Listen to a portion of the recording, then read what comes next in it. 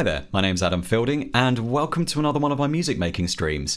So tonight I'm going to be doing something slightly different. Just had a question from Bumcuddle, which is a lovely name, in the chat saying, what's the tipple? Tonight I am drinking a Peroni because I didn't have any beer in, and I might have gone for a bit of a walk earlier because it was a lovely day, and found myself in a shop and found myself picking up a bottle of Peroni because it was in the refrigerator, and found me bringing it home, and now I'm drinking it. So that's my day.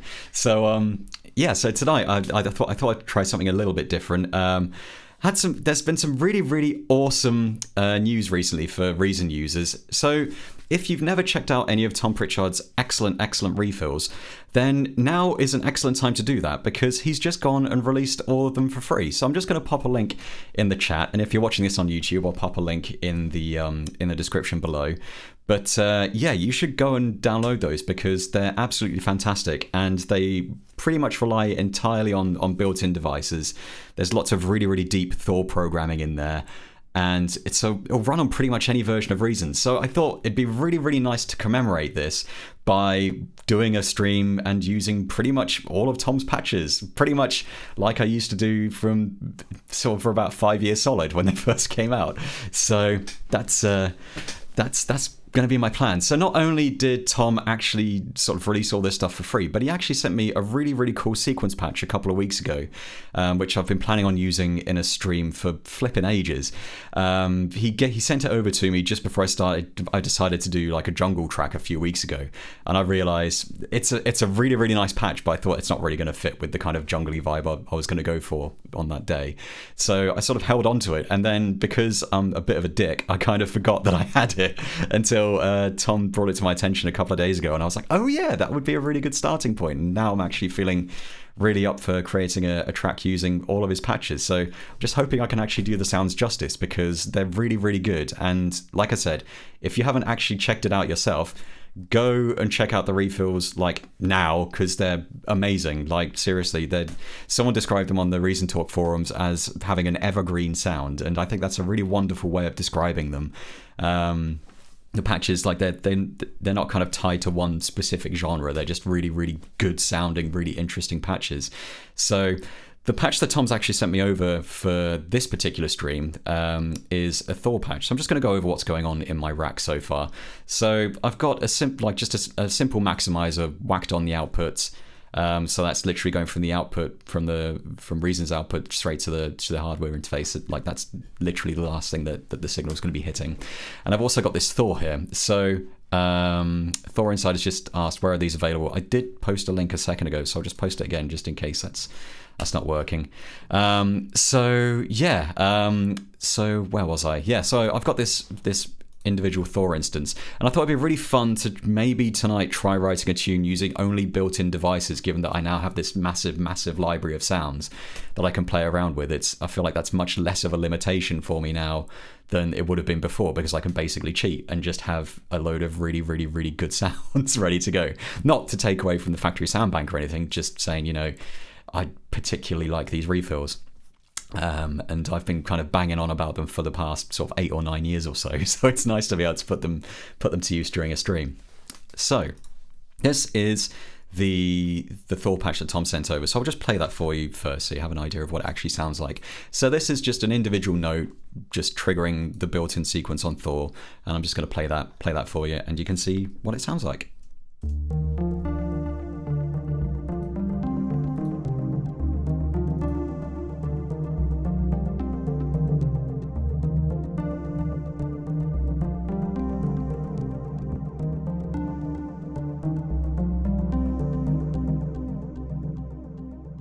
So that's an amazing place to start for writing anything, really.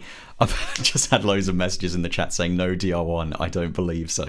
I did it once. I did it during a stream once. There's always a time for using the RV7000. Yeah, so I'll be dropping the RV7000 on pretty much everything. But that's another thing I really like about Tom's patches, is that they're designed to just put into a mix. So I'm hoping that I won't really have to do a lot of processing on them because they just sit really, really nicely in a mix. So Thor is such a great synth, and it's really, really cool that even all these years later, like, you can get some really, really interesting sounds out of it. And if you look at what's going on here, like, there's quite a lot going on, but it's just one oscillator, which I remember sort of playing around with the patch to start with, and I just pressed a couple of keys, and I was like, oh man, I wonder what's going on here. And it's because there's so much movement. Like, it's not sort of slapping you in the face with loads of crazy stuff going on at the same time. But one thing I really like about Tom's patch is there's this really nice sort of organic sense of movement, and I just really, really like it. And as you can see in the mod matrix here, there's lots of movement, but it's not kind of over the top and in your face. So there's a button here which is labeled attack. If you turn that on, then it basically causes the mod envelope, which is set to like a 5 millisecond decay. That basically causes the bipole shaper to kick in, and you end up with these kind of pops at the start of each note. So if I play that again now, so that's with the attack button turned on.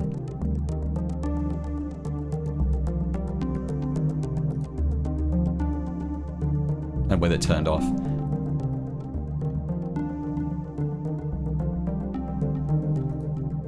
So it's not kind of slapping you in the face with like this really obvious effect. It's just a really nice change. And there's lots of other, like, he's using the LFO 1, so basically set it to key sync, so every time a note is pressed the LFO resets, but because it's set to a sample and hold LFO, it basically generates a random value every time a note is pressed. So he's using that to control the position of oscillator 1 and the pitch of oscillator 1 as well. So you're getting all these lovely variances every time a note is pressed. And it's really, really, even though there's no random function on Thor, that's a really kind of neat way of getting around it. It's one of Thor's tricks, and it's really, really cool. So yeah, it's great. I really, really like it. So that's kind of going to be my starting point for today's stream, and I'll be including that with the project file when I'm done if you want to check it out and dive into it. But that's pretty much what's going on here in the mod matrix, and sort of the thought behind getting a really good sound out of, sort of not going overboard with the oscillators or effects or anything, just getting really good sounds out of it that are mix ready. It's kind of Tom's thing, really, and so it's really, really interesting creative sounds that are actually really usable. And I've had my fair share of sort of preset libraries that are full of patches that sound really, really impressive when you press a key, and then you realize, oh yeah, these are not going to fit into a mix until I disable half the stuff going on, and then you're left with a really boring sound. So it's really, really interesting to kind of, it was really refreshing to see this kind of other approach, focusing on getting the core sound good and then applying lots of effects at the end of it. So you got the delay and chorus, and even the chorus is being controlled by LFO2, so you're getting this kind of interesting sort of shifting sound. So yeah, so that's where I thought I'd start. So one of the things I really like about ThorKit 2, or is it ThorKit 1? I think it's ThorKit 1 actually, is that it includes a bunch of Thor drums. So what I'm going to do is I'm going to create an instance of redrum, and I'm going to bring in a couple of sort of drum hits from the factory sound bank, which I'll explain why I'm doing that in a second. So I thought it'd be nice to have a couple of like 909-y kind of kicks. So I'm going to go to the 909 section here, and I think that'll do. I might bring the length down a bit just so it's less kind of in your face, but actually that's all right for now. I might leave that. So yeah, so I'm just going to leave that as it is. I'm going to create a snare as well. You can probably tell where I'm going to be going with this if you've seen any of my streams from the last month or so. So I'm just going to create a snare drum instance. Buskible's just asked, did you check them kicks out yet? I still haven't. I feel like I need to maintain like a backlog of videos I haven't checked out yet, because it's getting kind of ridiculous at this point. It's been several weeks. I probably should have watched the whole thing now. So I'm just going to, I think that'll work nicely. So it's kind of a nice sort of snappy sort of 909. Got a bit of body to it. And I think I'll stick with convention here and go for a 909 hat as well. I'm just in a 909 mood today. I think that'll do. That's simple and to the point, like me. So I'm going to create an instance of beatmap, and I'm just gonna click on Spawn XY and press play and see what pops out. Well, that hat's way too loud for a start. I'm just going to adjust this so it's around the -10 dB mark here. Okay, so I'm just gonna kind of wander around the beat map and see what pops out. I think we're onto kind of something good here.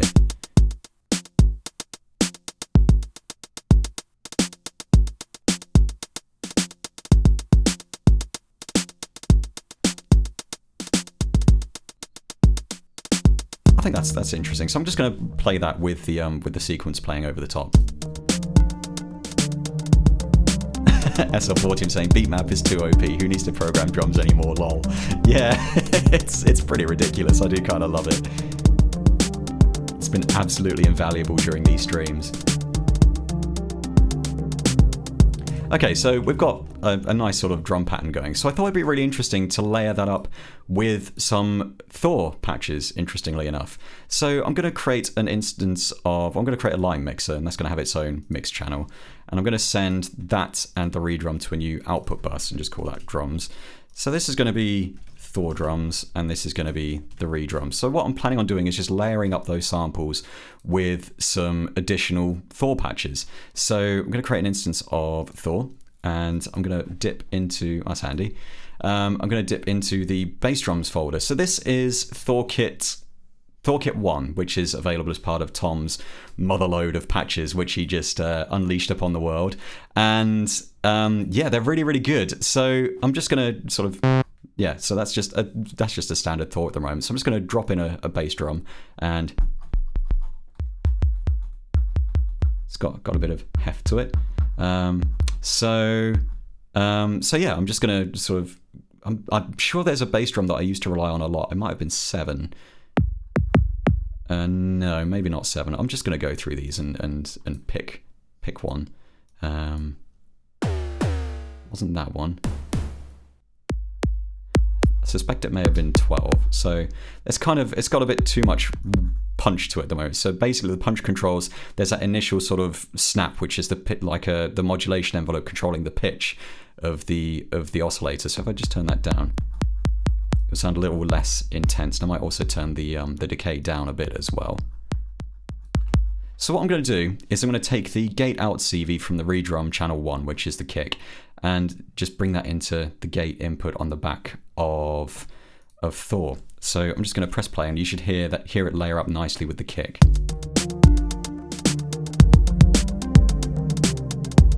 So it's a bit much at the moment, so I'm just going to bring that down.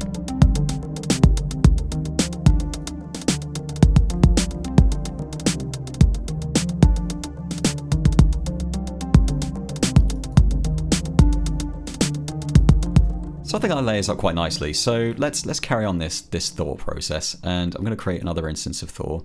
It doesn't need its own mix channel, so I'm just going to delete that, and I'm just going to route that to that little line mixer that I created there. And I'm going to go into the snare folder, and yeah,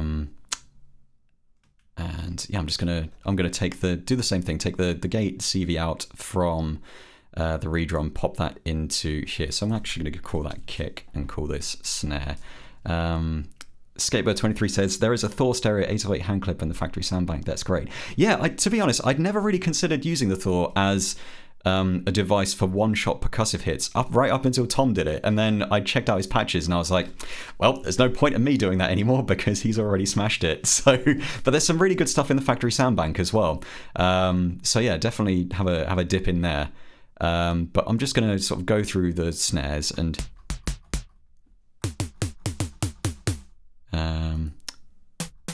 just thinking what will layer up nicely with that 909 rather. I reckon if I adjust the decay, I think that'll fit quite nicely. Oh, that's nice. I'm going to try that.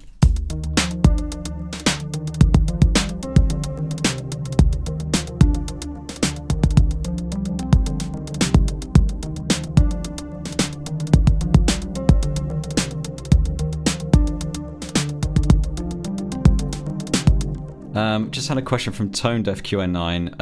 Anfielding, will you be releasing more sound design packs? I got the 2 you put out originally. I'm not in a rush, is all I'm saying. At the moment, I'm so occupied with other projects, and to be honest with you, there's there's a world of difference between putting together a few patches to share with people sort of as one-off things, and putting together an actual preset pack that you plan on selling commercially that has like hundreds of patches. It's just a whole other ball game. And to be honest with you, I haven't really sort of been in that mindset for quite a while. Like I haven't really enjoyed the process of creating that many patches for a preset bank for a while. Like I'm not opposed to the idea of sort of doing the occasional bit of work for other people or stuff like that, but in terms of releasing stuff myself, to be honest, my heart's not really in it at the moment, so that's why I haven't really done it. So maybe I'll sort of get bit by the preset bank bug again at some point, but I'm not in a rush. So yeah, sorry about that, but yeah, not in a massive rush. So don't hold your breath. So I was going to add something else as well. I'm thinking it'd be nice to add some kind of percussion, so like something like a rim shot or something like that. So I'm sure there's something in here that would be nice. Oh, that'll do nicely. So that's on channel 7. So I'm going to take the gate output from channel 7 and bring that in to this Thor.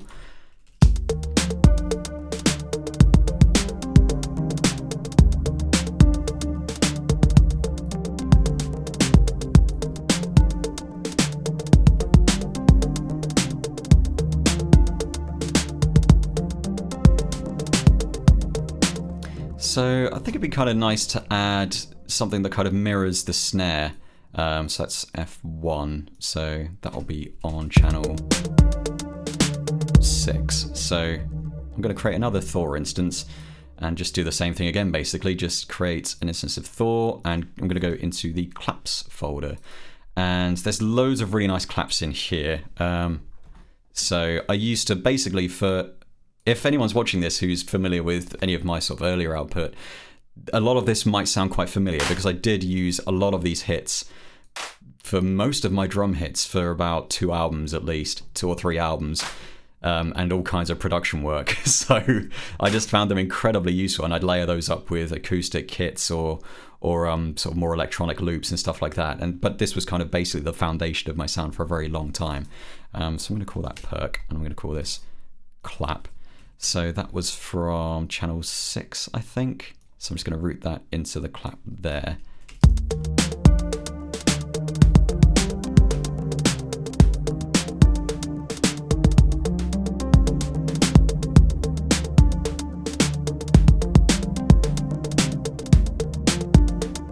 Maybe I'll try mirroring it with something else.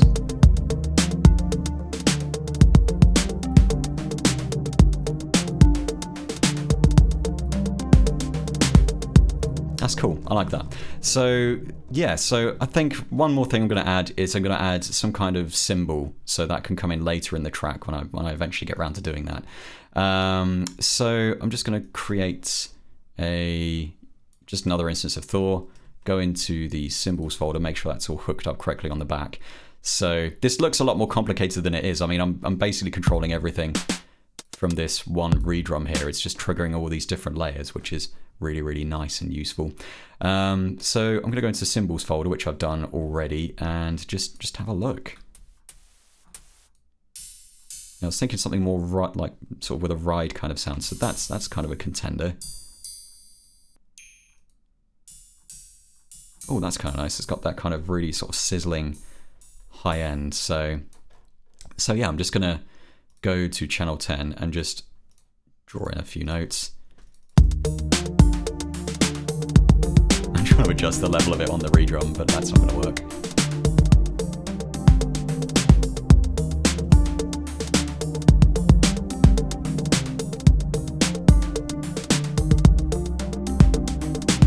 So I've already got kind of a nice kit going, and also I've just realized something that I haven't done. I haven't created any kind of there's no effects on these drums whatsoever, no processing. It's just all dry samples and those Thor patches. And one thing I really like about using synths for drum sounds is you get that slight variance every time a note's pressed. So you get this kind of nice feeling of variation without it taking away from the sound of the track. Essa Fortune has said, I don't think I've ever tried layering samples with synth drums like this. These are nice and snappy. Excellent. That's kind of what I was going for. So you get the kind of variation of the synths and also the body of the 909 samples and stuff like that as well. And it's just a really nice combination. It's a really nice way of working, I think. It's something I'm definitely going to be looking into doing more myself in the future. So I'm going to give the drums their own sort of column here, and I might fold some of these up because it's actually I'll leave it as it is. Don't want to overcomplicate things just yet. So I feel like it's time to get some bass going. So I'm going to have a look in Vast. So if I go to my Tom Pritchard Sound Design folder, go to Vast, have a look in bass. And I love that there's loads of patches whose influences I can recognize kind of immediately. So we've got Roigbiv, which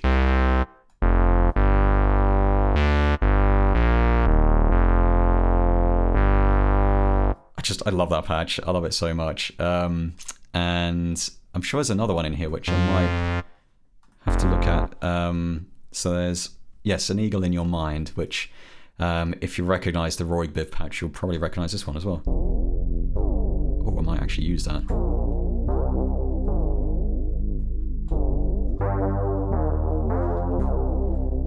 So again, that's a Thor-based patch. I might turn the reverb off because I don't really need it. So actually, I'll leave that on for now. I'll turn it off if I don't need it. But yeah, that's just 2 Thors, and it's, you know, again, it's 1 oscillator on one of the Thors and 2 on another. So it's not overcomplicating things. It's just a really good sound, and that's one thing I just really, really love about these patches and why I used them for so long. I still kind of use them as a bit of sort of secret sauce in some of my tracks as well, and it's just really, really good. And it's really great to just be able to drop them into a stream track like this now. So I'm just going to call that bass. And yeah, I'm just gonna stick with this. So I'm thinking I might have like a separate column for sort of sequences and stuff, because I'm going to be adding to that later on, I think. So I guess I'm just trying to balance. Actually, I might get rid of these sequencer lanes because I don't really need those. So I'm just going to draw in a little clip there. And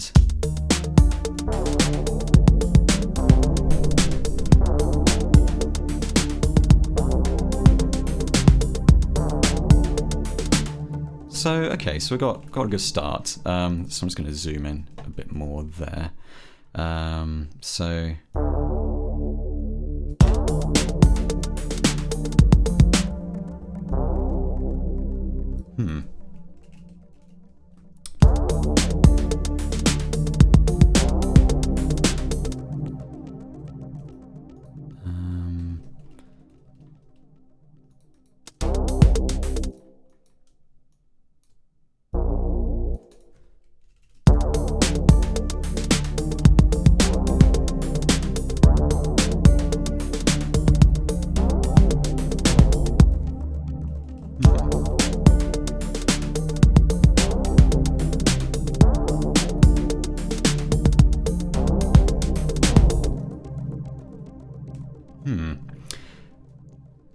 think that's kind of a nice place to start. So I'm just going to loop that twice.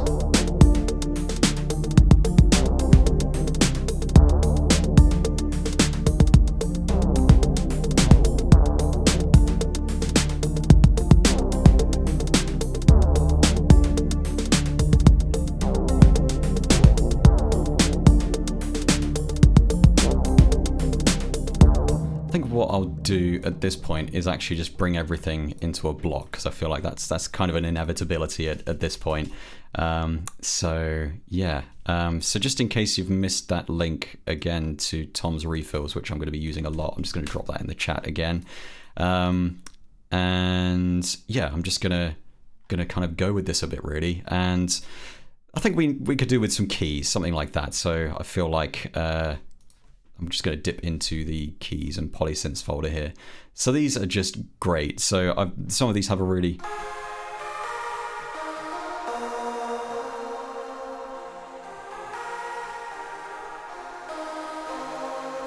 So apologies for the terrible playing, but yeah, they're just fantastic. So I'm actually going to go down to bottom. I always tend to kind of linger at the top of the list. I like the sound of Spirits. Oh, that's nice. So I think what I might actually do is pop a bit of extra echo on there. No DR1. I'm trying my best to stick with stock devices and what have you. Might actually turn the feedback up a bit, not quite that much. Buskin Bills has said that could do with some evolution. I can't use evolution. It's not a built-in device. Damn it! Damn my own pesky limitations. So I'm sure I can think of something. So I'm just gonna leave it playing, and I'll.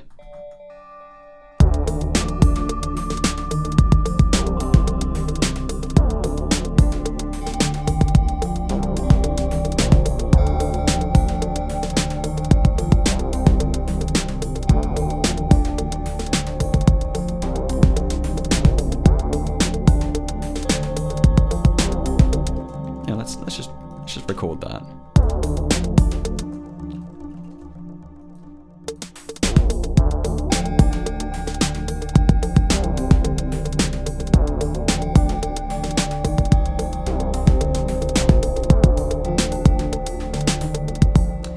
It's really odd how beatmap sometimes does that. It just kind of drifts for no reason. I suspect at some point we're going to be bouncing those notes to the sequencer, because if you'd noticed just then, it just drifted off and just completely threw me off. That's my excuse and I'm sticking with it.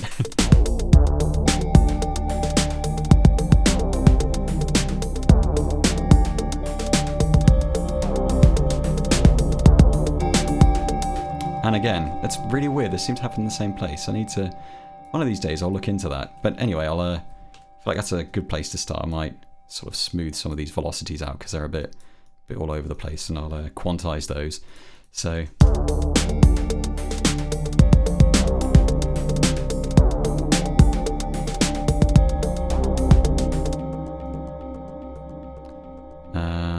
I think we could do with like a couple of just kind of...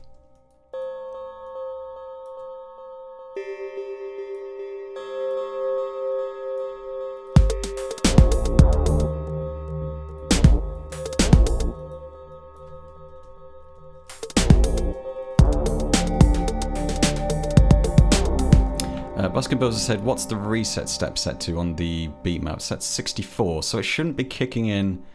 Actually, no, that's not right. Or maybe I'm just going to crank it up. Why the hell not? When in doubt.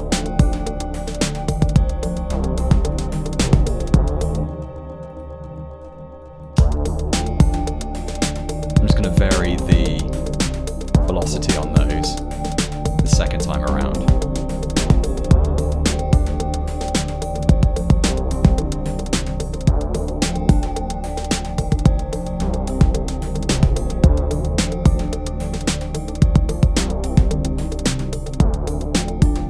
So again, just to highlight, I'm doing very, very little processing on these. Like, I think I've just added a echo here, and Clovermutt's just said, with the DR1 out of action, perhaps now is the time for RV7000 to shine. Yeah, I was kind of thinking that. So, I don't know. I quite like how pure that sounds. I was thinking of maybe adding some kind of like a chord stab or something, and I think that would be a really nice way to use loads of reverb and just basically throw the RV7000 in there. I think that's what I'm going to do. So I'm just going to call that key. It's like a kind of glassy key kind of sound.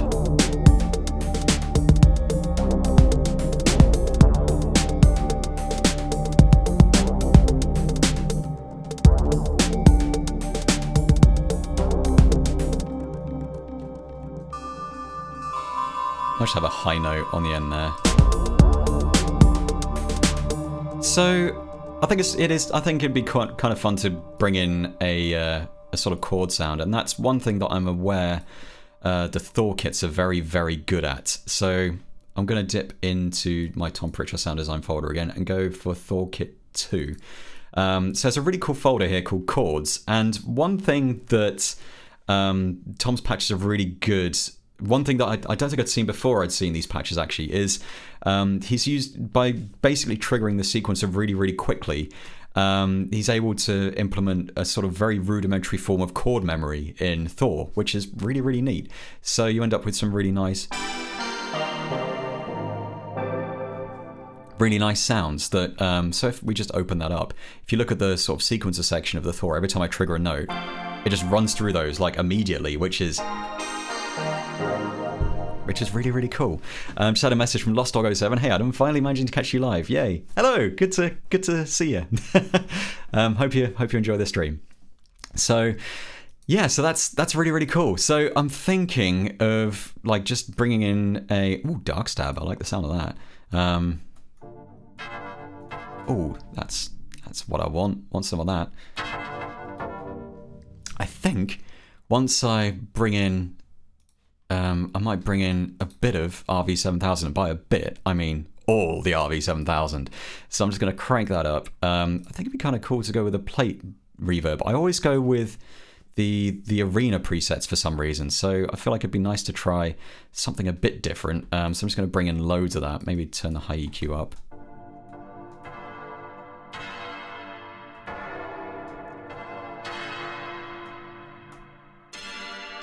I don't think that'll work. Excellent. Maybe I'll bring in the loon at some point. I feel like that's in the factory sound bank, so why not? I'm definitely going to bring in some delay as well, as Baskin Bills just pointed out. So I'm just going to bring that down a bit. I feel like I want loads of feedback on that. I really want it to just kind of wash over everything, and maybe have a slightly slower time on there, so I'm going the wrong way. So I think once I bring in a bit of filtering, that'll help to kind of tame that a bit. So yeah, it's quite nice. So yeah, let's give that a go.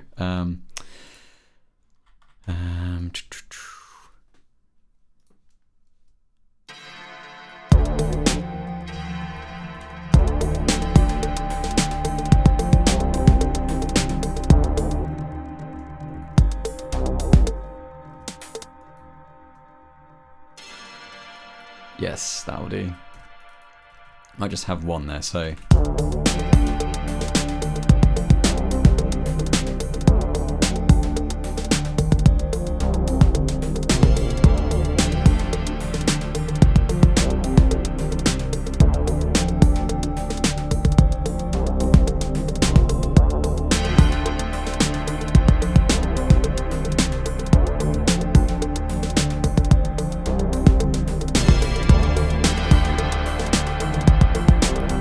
It's a bit too loud at this point, so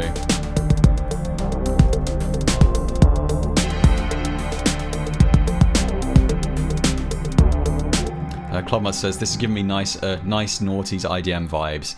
I'm definitely down with that. Excellent. So I think what would really kind of round this off nicely, I sort of feel like hang on. So I think one really, really underrated refill that was part of Tom's selection is ARPs, and I used to use this all over everything. I think this was possibly one of the first ones that came out, and it's really, really good. Like I love the I just love the kind of variety of sounds, and it was just really, really, really good way of just creating variation in a track with very minimal effort, which I'm always down for. Actually, I'm gonna have a look around and see if anything jumps out. So I'm liking Final Fantasy 7-ish. At least I'm assuming that's the reference. So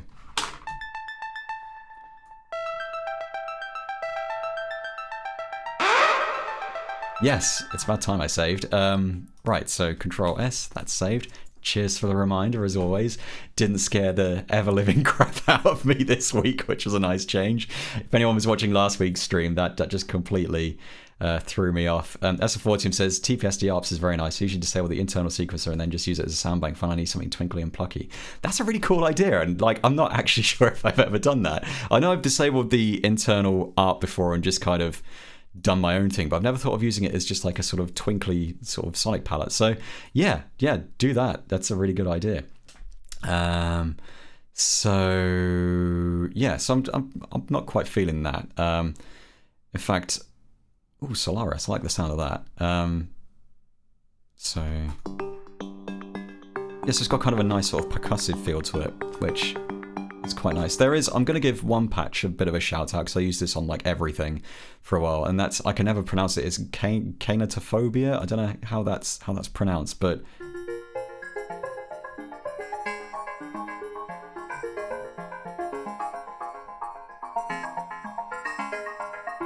I always really loved how that sounded. It's just such a really cool sound. I don't think it would fit this track, so I'm going to go with my gut instinct of going with Solaris.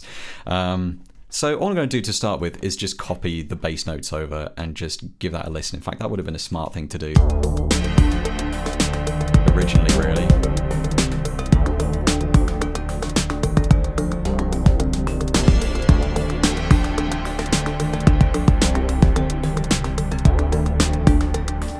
Oh, that's lovely. Buskin Bills just said, I'm liking the skins. SF4 Tim said, hey, thanks. I did the skin for ARPs. Yeah, it's a really cool look. In fact, I love the combi skins for all the stuff, really. But yeah, that's really cool. I love looking at that. It's really nice to see a bit of care and attention put into these combi skins. It's really nice. So yeah, so let's have some actual chords for a change. So I'm not going to cheat and use scales and chords. I'm actually going to just actually draw in some stuff. So I reckon we have, as it's, yeah. So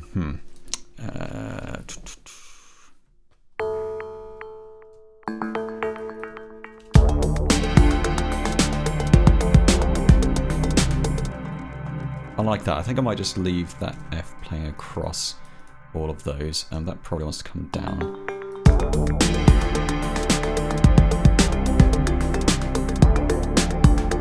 Actually, what I might do is just bring those up an octave.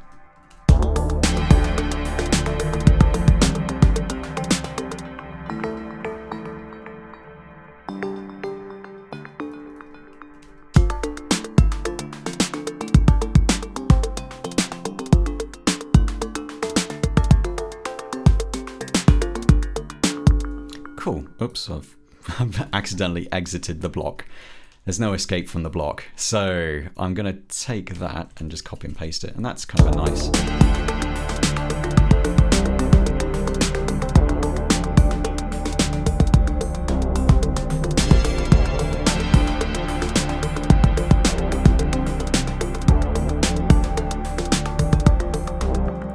I think it'd be really cool to add like maybe some kind of like squelchy sort of ARP type thing. So basically, Smith, I like the sound of that. So I'm just going to take that exact same sequencer lane, maybe take out the higher notes because I feel like there's enough going on in the sort of higher registers there. And that's not the one. But that's a really lovely sound.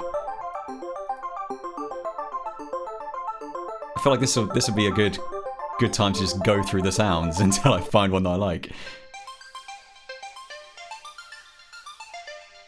So I was thinking...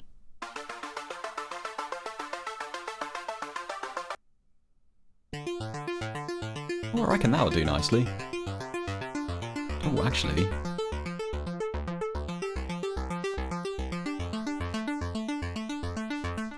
Cool.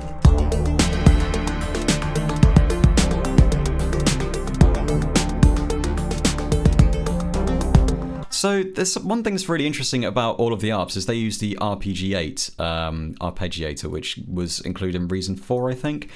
So that's what's generating all of those arpeggiated patterns. But there is a section here, which is the pattern section, so you can specify when notes are played and when they're not played. But there's actually a control that's not available on the front end of the interface, and that is the entire, like, which pattern is basically being used. So this particular dial here, which is pattern on the combinator, if you open up the programmer and go to the ARP, Rotary 3 is controlling this parameter pattern. So there's 64,000 different options for that, and you can kind of cycle through them using the pattern dial, which is really interesting because you don't have that option on the front of the actual RPG8. That's something that you can only use that you can only use with the combinator. I just thought that was really, really fascinating. And I didn't actually notice this until I started going through the ARPs in this refill, which I just thought was really fascinating. A really easy way to get very quick patterns out of the arpeggiate, which is really cool. So I love the dual arpeggiator player, but I still find myself sometimes using the arpeggiate. It's just really, really great. Buskin Bill suggested LFO on the mod wheel. So I was actually going to try something else, and that was to bring in my surface dial. So I hope this works. Doesn't look like it's doing a lot. So, oh, there we go. Right. So, yes, great. So now I can actually just record a take using that and get some nice variations. So if I bring that up, sort of up to, let's start at the top, I think. And I'll just hit record and record some automation. So here we go.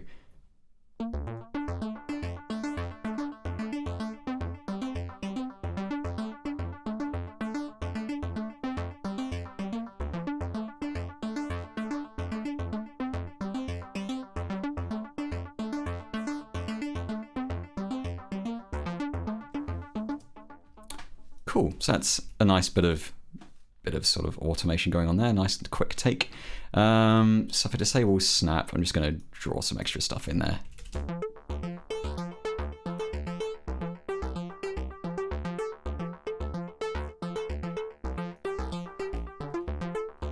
And I'll probably do the same with the resonance as well, but I'll have the rest of the track playing as well.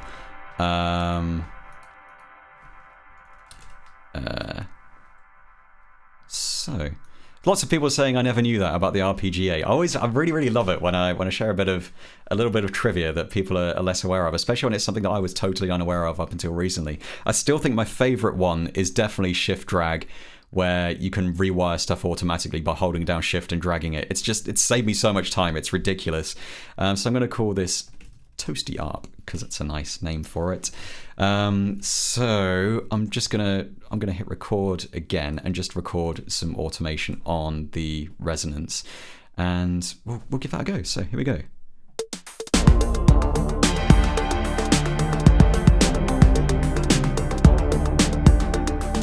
Can't actually hear it because I've got it turned way down, so I might actually give that a bump before I start recording more stuff. So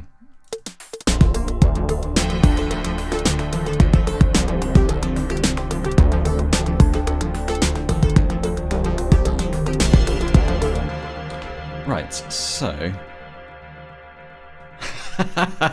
S40 says Reason needs to have flashing neon signs with air horns to tell new users about shift drag to auto route devices when moving them. I still think it should be the default behavior, and if you want to move stuff without automatically rewiring stuff, you should have the option of swapping the behavior around. But that's just me. So, right. There we go. Right, let's try this again. Automation take 2.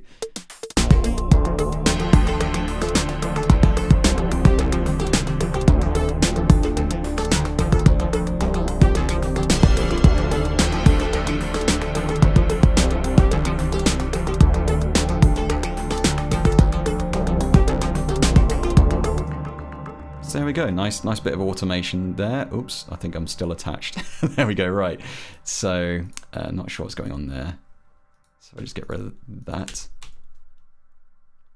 My keyboard's just gone to sleep, wonderful. Right.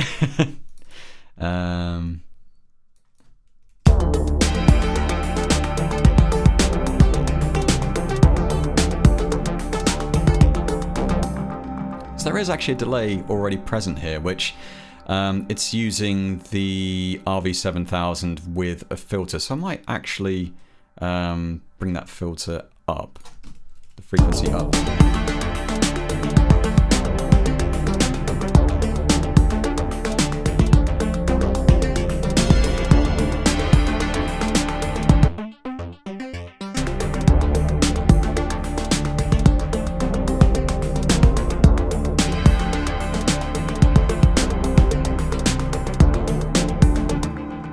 So I've got some nice flavors going on here. So yeah, I think maybe now I should take a step back from the ARPs. I've just remembered something. I think it'd be really nice to introduce a pad, and I know exactly which one I'm going to go for because I'm a gigantic narcissist. And so I'm going to dip into Vast. And if you've checked out Vast already, you may notice there's a patch in the pads folder called Adam and Elisa, which is named for me and my lovely wife, Elisa. So, yeah, so I'm going to bring that in. It's a really, really interesting patch as well. So again, if you've checked out any of my releases from like around sort of 2012 to about 2016 or so, that's on a lot of them. I thought it was really, really cool of Tom to include a patch that was named after me and my wife. It was lovely. So I'm actually just gonna call that airy pad, and I'm gonna kind of use the RV7000 just to kind of smear that sound a little bit so it's more washed out. So I am going to use the RV7000 again, and I'm just going to wash that out massively with a big old arena reverb. Just go nuts with it. Turn on the EQ, roll off the lows. Let's have a little bit of high EQ as well. And I'm just going to take the chords from Solaris.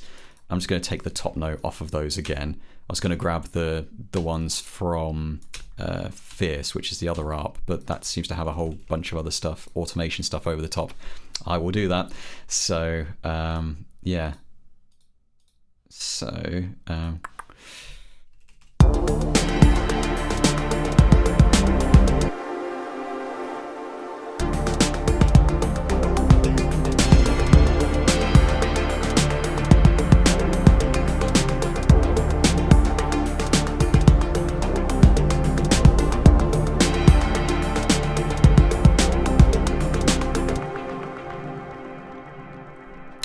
So we've got quite a lot of stuff going on here. I'm not suggesting that I'm going to play everything at once when I'm actually putting the track together. But it's always nice to have options, I guess. So I'm actually going to mute that pad for now because it is kind of washing. In fact, I'm going to mute a couple of bits, really.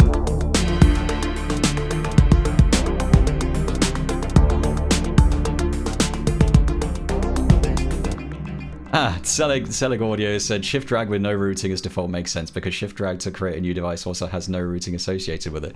See, I think it's the future. I would love to see it become the default behavior. I will die on this hill. But I mean, for me, like personally, I don't really have a horse in this race because I can just hold down shift. But I do think for new users, it would be really, really good to just be able to shift, to just be able to drag stuff around and have it rewire automatically. I just feel like that would be more conducive to actually using it properly and quickly and just kind of getting to grips with things. So one thing I do want to add is I feel like I'm going to add an extra element and then I might start playing around with some extra percussive ideas because there's one thing I do want to try that doesn't revolve around Tom's patches, so I'm going to have to actually do something myself for a change. But for now, I'm going to go into the Portals refill because I feel like it'd be cool to have some kind of atmospheric sort of droney kind of thing. So actually, yeah, so Portals is really interesting. It was included as part of the Synthesis collection along with ARPS and Fat Bank originally, I think. And I really like all three of these refills. They're really, really cool. I think Portals is perhaps the most kind of niche of the three. It's kind of lots of atmospheres, a lot of which are kind of very, they're sort of quite dark and interesting. But I love them. so yeah, I'm just gonna kind of pick one and drop it in. I think if I just have like a drone, so that's quite glitchy. Interestingly, a lot of these use maelstroms and subtractors, which I thought was kind of cool as well. So those get some love in these banks as well. Silent Hills, why yes.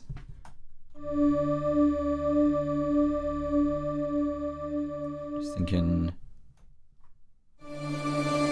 Oh, I think that'd be nice. It's kind of a nice sort of steady drone. So what I'm going to do is just draw in. Let's have a low. Oops, let's just have octaves. I think that'd be kind of nice and straightforward. And I was thinking of just having a ECF 42 and just have that open and close over the course of this 8-bar section, really. So let's just, let's just have that open up. I don't know what's going on here. Right, I somehow accidentally selected the pencil tool. There we go. Right, so I just have that open and close. What I might also do is have that go through another RV7000. It's great to be getting some use out of the RV7000 again. I do love the DR1, but I sometimes wonder if maybe I'm overdoing it, but there's no such thing as overdoing it with the DR1. It's just nice to reacquaint myself from time to time with the RV7000, the old chap. So this one I'm going to call Atmos, and just...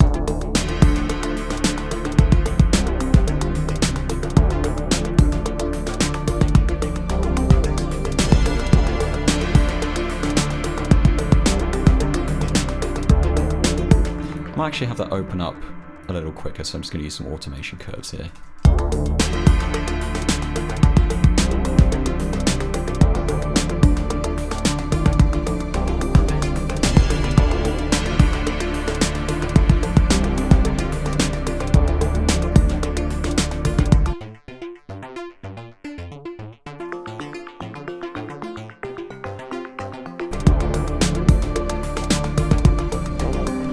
So we've got quite a nice sound going here. I think I'm just going to kind of leave that there. I think there's plenty to kind of build up toward. Although I am going to add some percussive bits and pieces. So I'm going to leave this as kind of... I'm going to go back to how I had everything originally and just have sort of sequence stuff in one column. So this is all sequence stuff. This is all synth one-shots and that kind of thing. And this is drums. I feel like that's a nice way to go. So... yeah.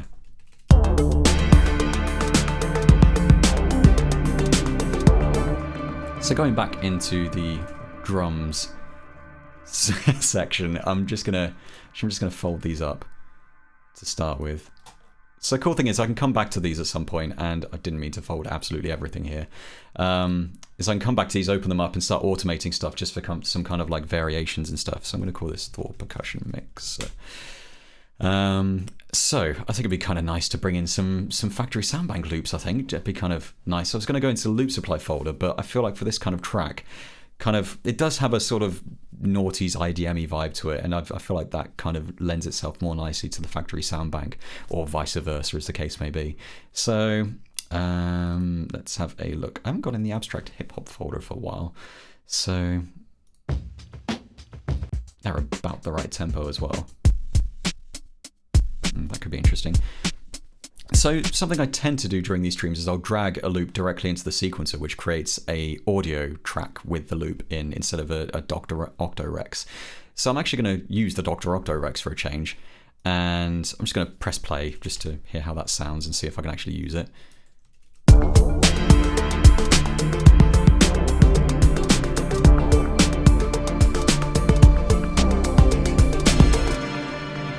Yes, is the answer to that. So I'm just going to copy that to the track. The nasal riser. It's not in the factory soundbank. Damn it. So that's my get out clause for the entirety of the stream. It's not in the factory soundbank. The bongos are. So I don't have an excuse for that. Getting some love for the abstract hip hop folder. Yeah, I really like it. I haven't dipped in it for flipping ages. So I'm not entirely sure why. So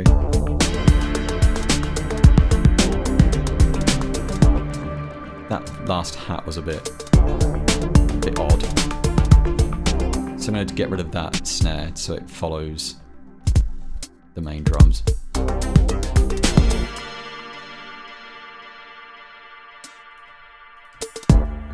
So I might actually get rid of that hat there entirely and just copy and paste that.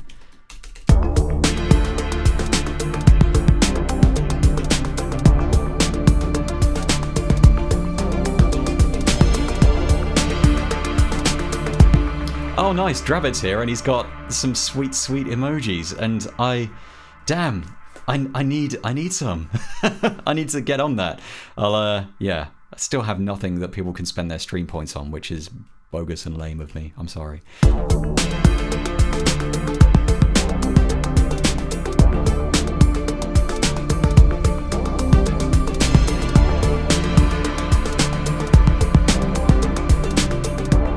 been so long since I've used this particular compressor I couldn't actually find it. So it's something I used to use all the time, this little grey compressor before the M-Class compressor came along. And even then, for some reason, I always associate it with the Dr. Rex or Dr. Octo Rex and the Factory Soundbank loops, because I used to just slam it on absolutely everything. So that's what I'm going to be doing here.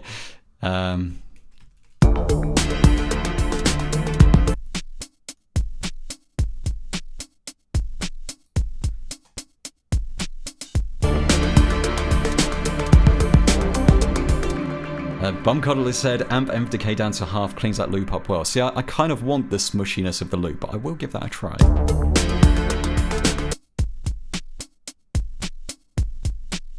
I just want that extra little bit on the end.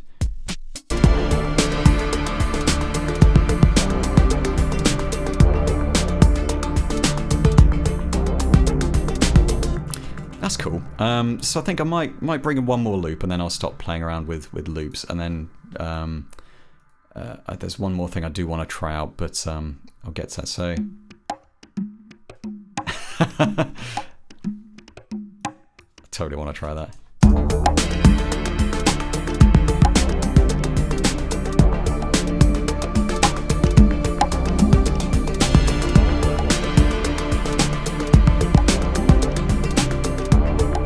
Yeah, I'm not feeling the bongos, which is I thought I'd never say it, but sorry guys.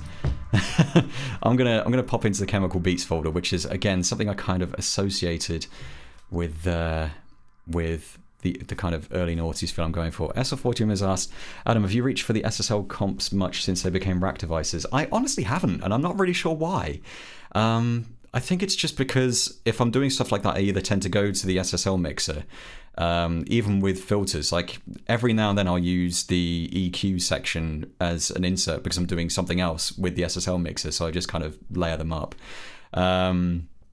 Or yeah, I'd never really thought about that until now. I do tend to use the EQ breakout device a lot more than the comp, but I have used it a couple of times, but just it's not very often.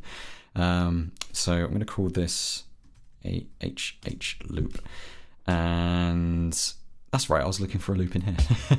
Well, like, that could be good.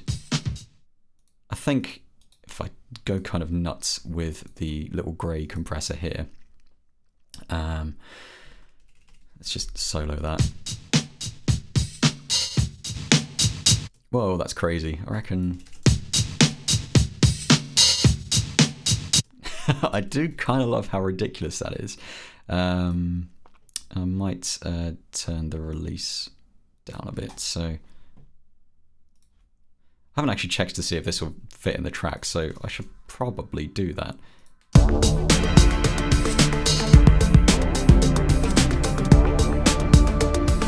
It sounds a little harsh, a little brittle in the highs, so I'm just going to bring the low pass filter down a little bit.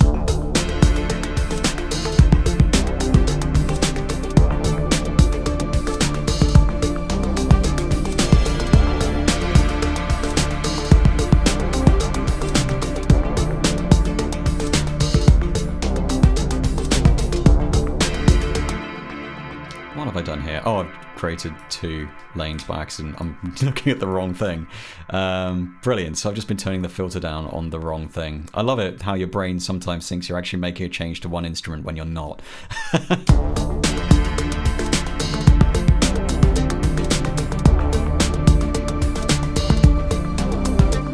It's a sign that I should stop messing around with that. So I'm going to...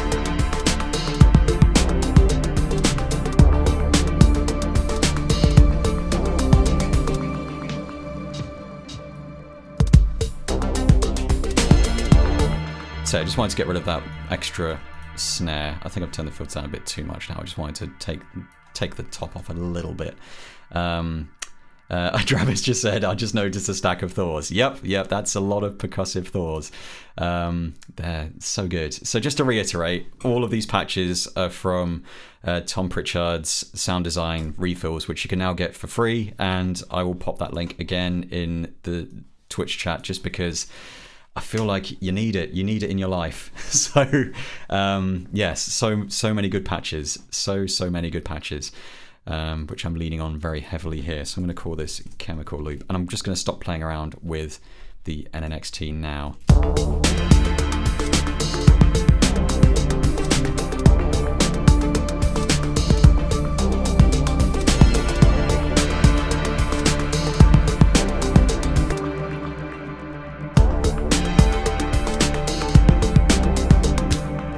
So we've got a nice tasty little block to play around with. So what I'm going to do at this point is actually start arranging this into something vaguely coherent. So this is the point where I realise it all falls apart, and I've chosen poorly in what I've put together. So I'm just going to start with that nice kind of atmospheric thing, and also I will want to be muting everything pretty much. So let's have mute, mute, mute, and the joys of not actually sequencing things normally.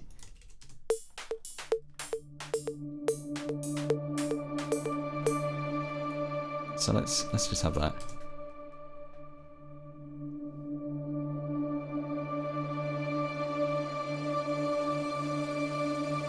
So I'm going to want that liminal sequence at the start as well, and it's kind of occurred to me that that is a really good name for this track as well, so I'm probably going to go with that. I have seen a few sort of suggestions popping up. Space Cakes was floated. I'm probably not going to call it Space Cakes, but yeah, I just really like the idea of calling it liminal sequence. I feel like it'd be kind of fitting as well, given that that's the patch that's essentially started this track.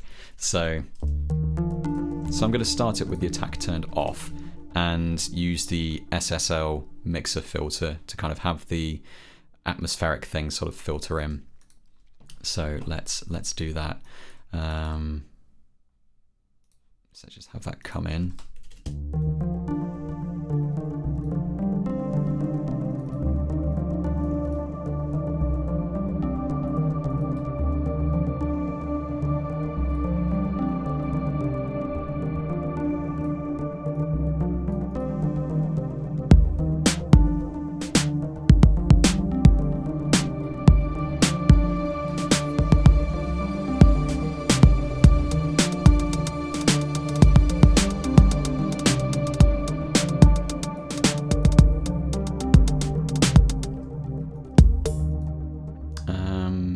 So I think we just have that nice sort of descending.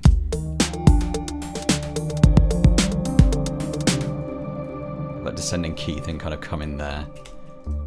So now I'm going to also start automating the beat map as well, so the hats can kind of be a bit more sparse when they come in initially.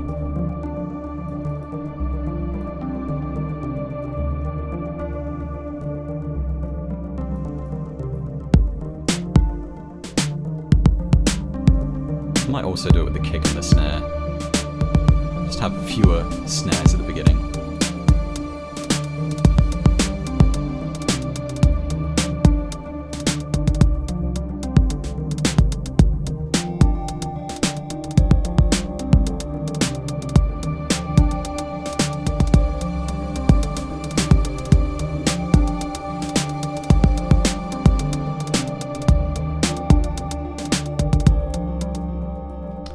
For some reason my keyboard seems to be giving me some slight grief at the moment, where it will just stop responding to me holding down keys, which is making moving things around kind of tricky.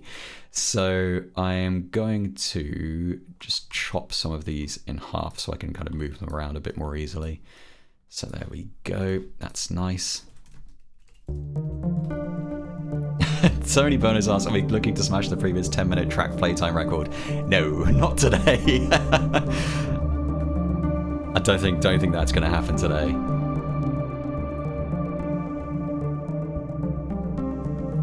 Let's have that filter kind of come in a little bit as well, being as the dial's there. Let's use it.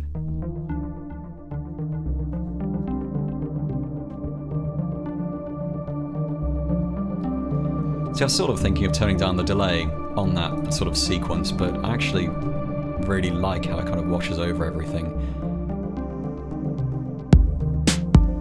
30-minute psych epic, let's go. Yeah, don't hold your breath. I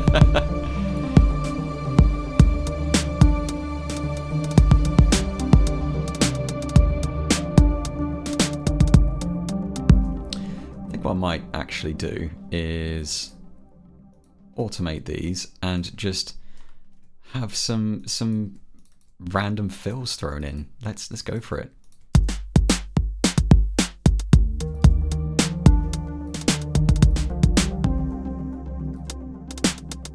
That's kind of neat. So I'm also gonna bring the kicks in over that section as well, so there's fewer at the start, the density's a little lower, as long as I have them playing at the start.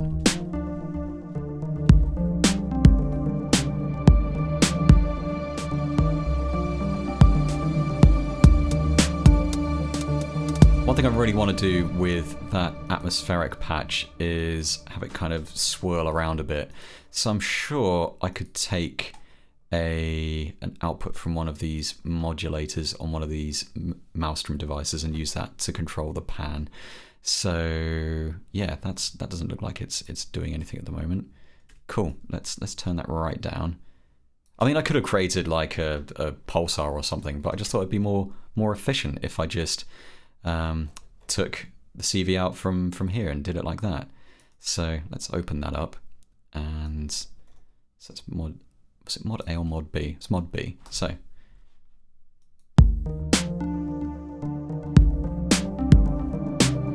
there we go. Now it's kind of swirling around. It's a bit much at the moment, but nice bit of auto panning there.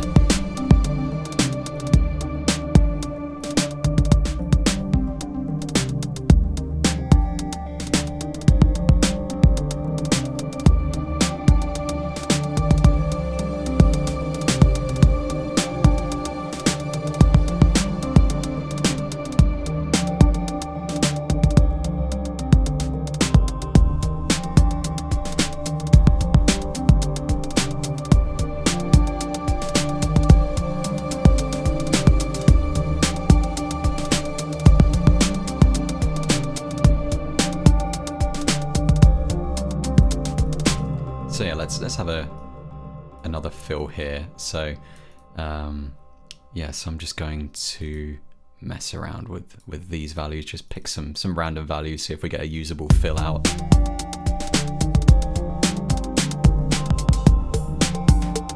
That's cool. I like that. I might just have the percussion come in, not the cymbals or the extra claps, but I do like the extra.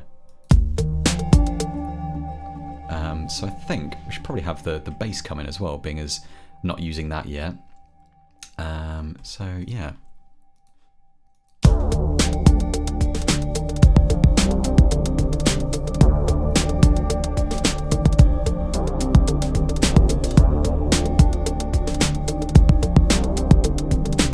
Don't ask me why I'm using an ECF42 instead of just using the SSL mixer. I just fancied it.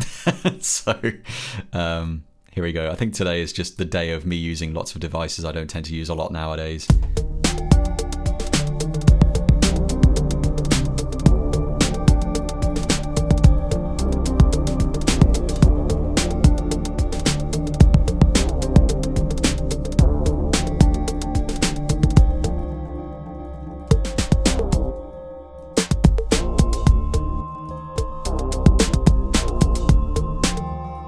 So yeah, let's keep this groove going. I think it's time to introduce. Actually, let's have these pads come in a little sooner. And as I'm on a ECF42 junket, I think I'm gonna use that here as well. So let's just bring that in. I'm gonna shift drag that up above the RV7000. So now it's hitting the filter before the reverb. So it's not filtering out any of the reverb tail. So if I do decide to close the filter later, it's not going to remove that lovely reverb tail that I'll be getting from here. So I'm going to call that pad filter and automate that. So it just opens up over time here. So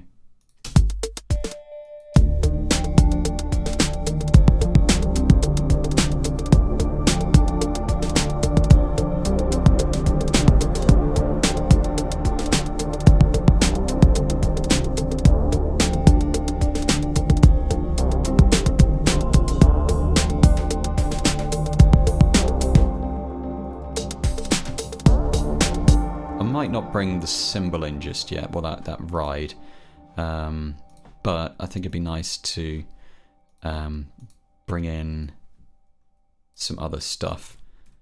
So let's have that extra loop.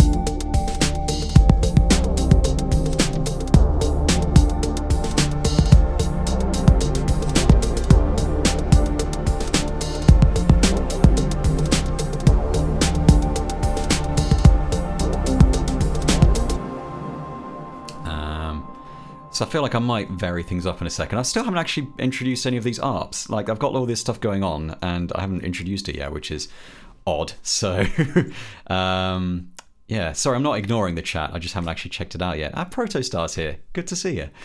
Yeah, better MIDI support would be nice. Better support for things like mixed in keys, capped in bundle. Does that even work? Because I don't think it's any of the MIDI devices. MIDI VSTs work, which is kind of annoying, but I can sort of understand it. Are we getting a vocal wash at some point? Says Bum Cuddle. Which I'm never going to get tired of saying that. Probably not, to be honest, because yeah, I'm trying to keep it sort of self-contained, and I like the idea of keeping things sort of stripped back using the built-in device. I say strip back, I'm using a whole load of really complex devices that just sound good immediately.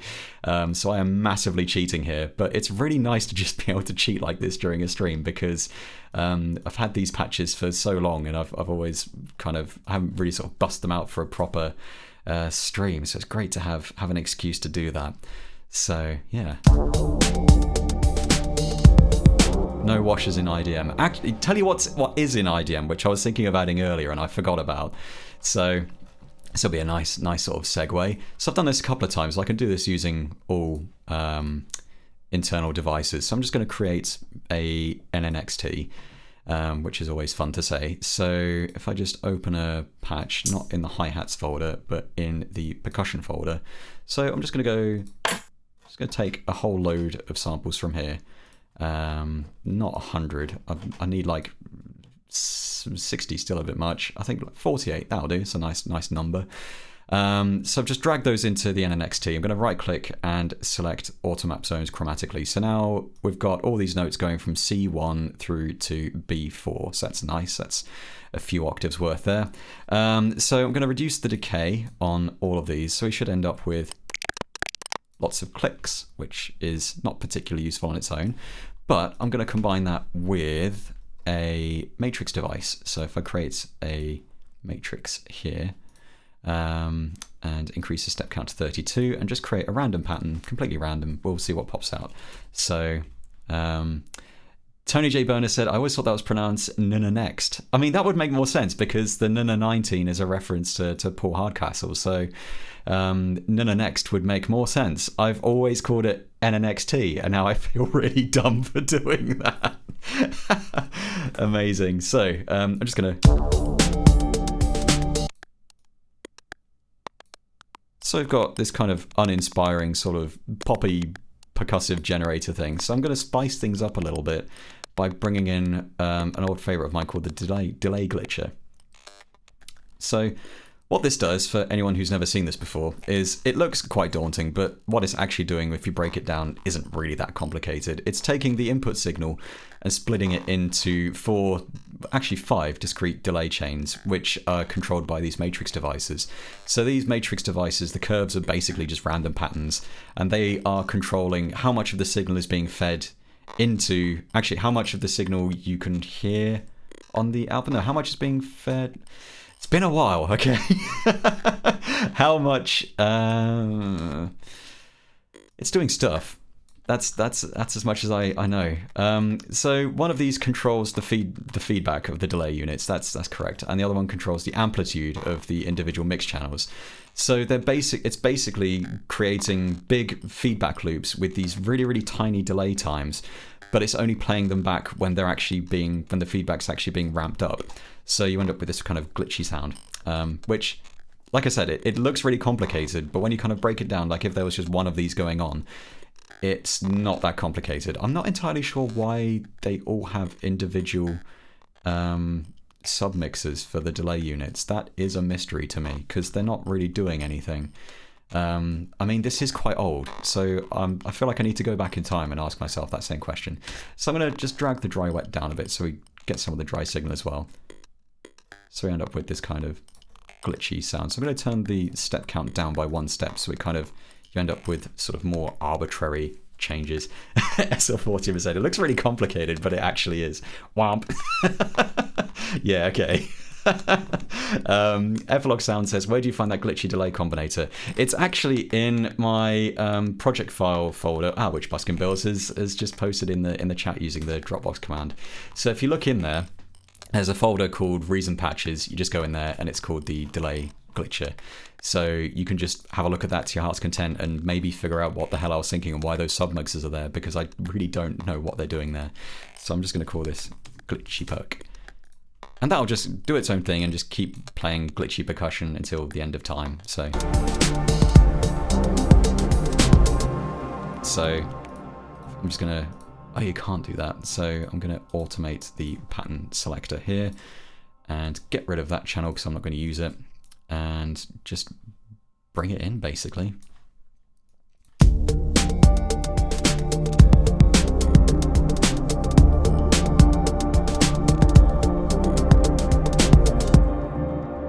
So I am actually going to automate low pass filter on the SSL this time because I can't be bothered dealing with having to wire a ECF42 at the end of that crazy chain, so I'm just going to leave that. Buskervilles points out the MP5 is on sale, which is an excellent EQ, which I'm not using today, but it is really, really good. I use it on pretty much everything nowadays, so it feels weird to not be using that stuff. But I think it speaks to the strength of the sounds that I'm using, that I'm not really missing that stuff at the moment, which is really surprising. So I'm just going to play this from the start and have a ponder.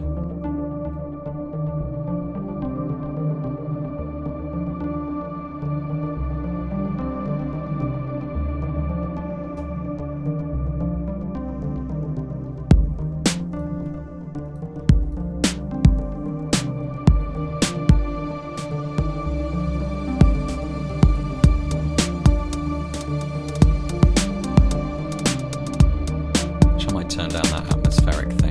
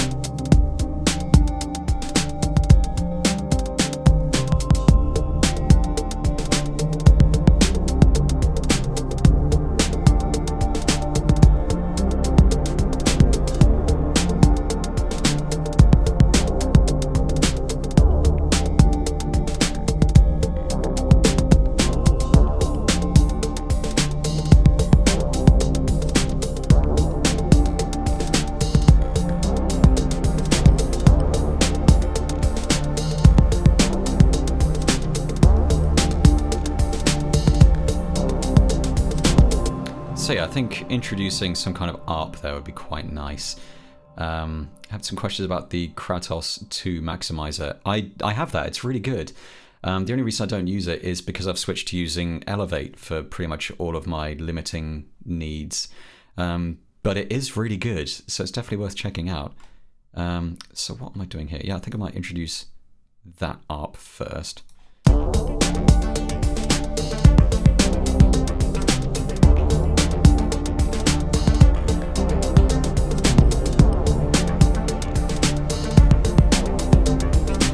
I think if I introduce that over these two blocks here, I can have that fade in a little more steadily, so it's less jarring when it comes in.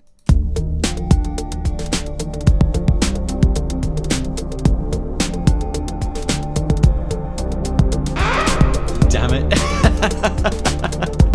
I need to sort that out. Oh, that catches me out every time.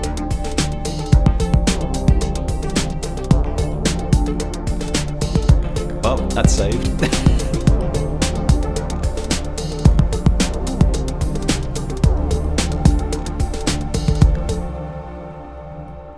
So I'm thinking I might, shockingly, have another... I might bring in a second block, change things up a little bit. I feel like I've got my money's worth out of this block. Yeah, damn it, I can't believe that save got me again. Basketball, I'm thinking you might want to set a lower level on that, Adam. I think you might be right. That's really funny because it's only the past couple of sessions where that's really caught me out. The funky disco falls are more my tempo, as they say. So, I'm going to create a second block and just play around with it. I'm just thinking if I just mute everything but the drums, the liminal sequence, and the bass, I'll just play around with that and see if I can get something popping out. In fact, I might just get rid of that and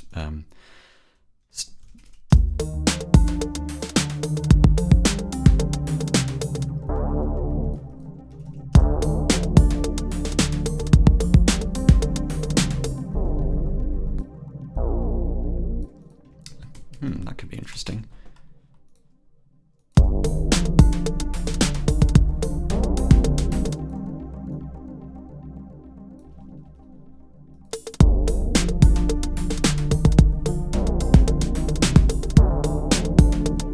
I mean, that'll do. So that's, I'm just going to adjust the chords on, so that's D, G, A sharp, right. D. Okay, if I unsolo that so I can hear what I'm doing.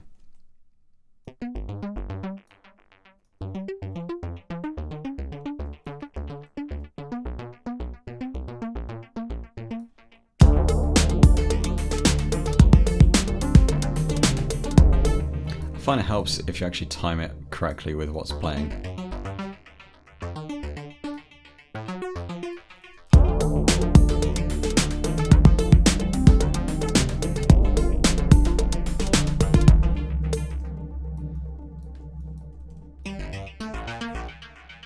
Oh, that sounds really cool when it opens up.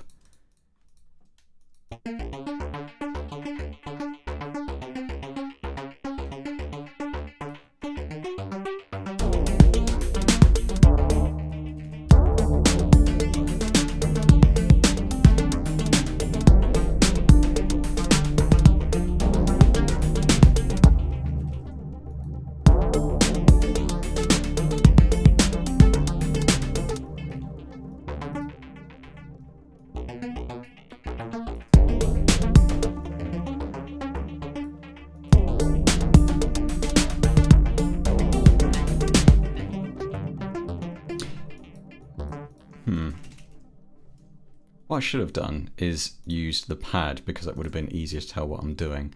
So I might actually do that now. So let's just copy those notes and pop those over in the pad.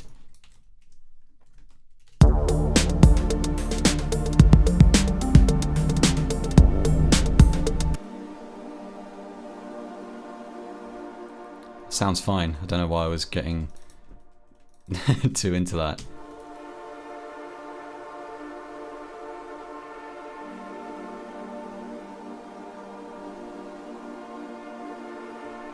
Cool.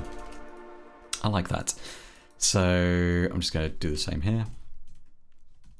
Just had a question in the chat from Tom, whose name I always enjoy saying. Adam, which players are really worth or your favourites when I see the sales? So the main ones I'm using at the moment are beatmap, which is kind of that's a reason zone. Evolution is really good, and let's see what I've actually got installed at the moment, because that's normally Euclidean rhythms is really cool, and that's good for sort of interesting rhythmic ideas. And I don't tend to use compulsion a lot, but evolution is awesome. And I mean, to be honest, that's pretty much all I use. I'm not a big player's head like some other guys. So I mean, the main ones I tend to use are beatmap and dual arpeggio, the ones that come with reason. And evolution is kind of my that's definitely up there in my list of stuff I like for getting ideas going. But Euclidean Rhythms is, I'm not sure why I haven't really used that sort of during my streams yet, because that is a really good player. I think I got that as part of I think it comes with Suite now, actually. So if you have Reason 11 Suite, then yeah, check it out. It's good. Basketball says still don't like quad note. It's definitely it's an interesting one. Like when you get some ideas out of it, it can be really, really useful. But I find for melodic stuff, Evolution is better. But I do like it. Like I think I've used it for some really odd stuff before, like triggering. Like when I was working on some generative stuff a while ago, I was using it to kind of trigger pad washes and stuff, and it was really good for that. But it is a bit more kind of unpredictable. I think Evolution is kind of they're both kind of different beasts, I guess. But yeah, check them both out, basically. Spend all your money.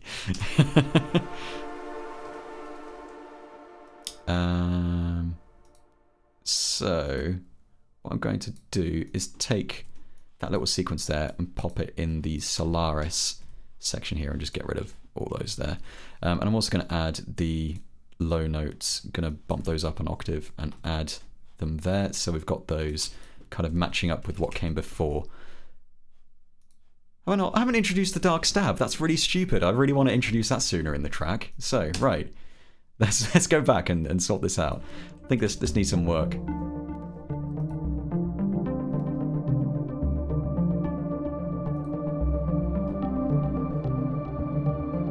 I think if I bring that in there.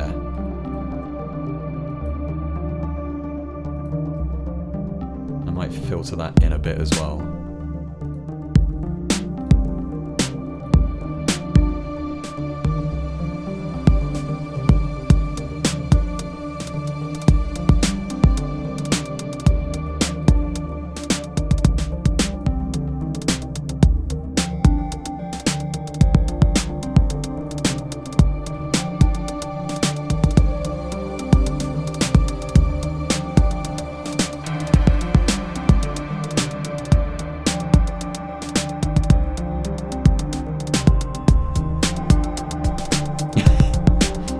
Introducing the Dark Stab sounds like we're about to get mugged. Yikes.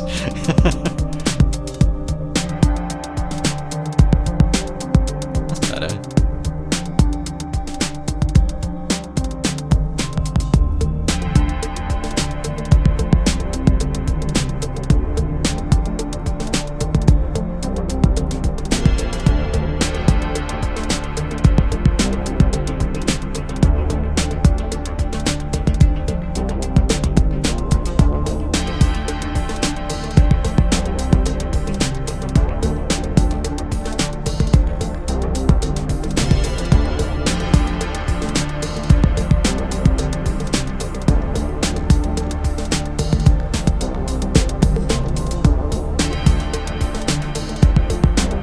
I kind of want that to ride out just a little longer. In fact, I might just switch to block 2 there.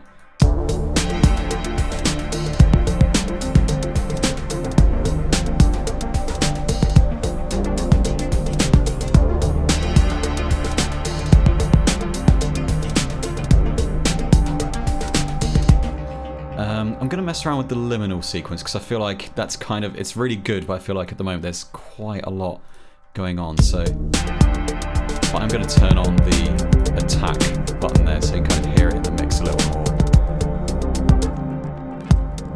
In fact, I might just bring that in a bit earlier. Just to filter it out around here.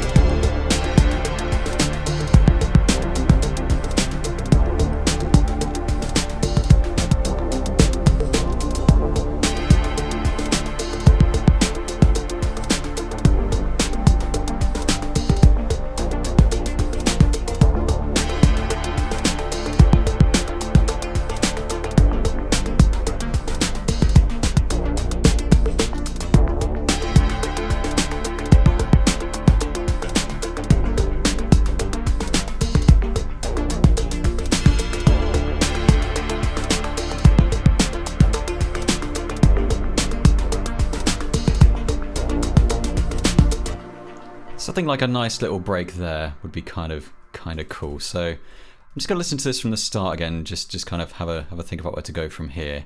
But I kind of like the sort of steady feel of it. I've just realised the kind of glitchy percussion dies there. So I need to not forget about that basically. So I feel like a nice sort of little drop there would be kind of cool.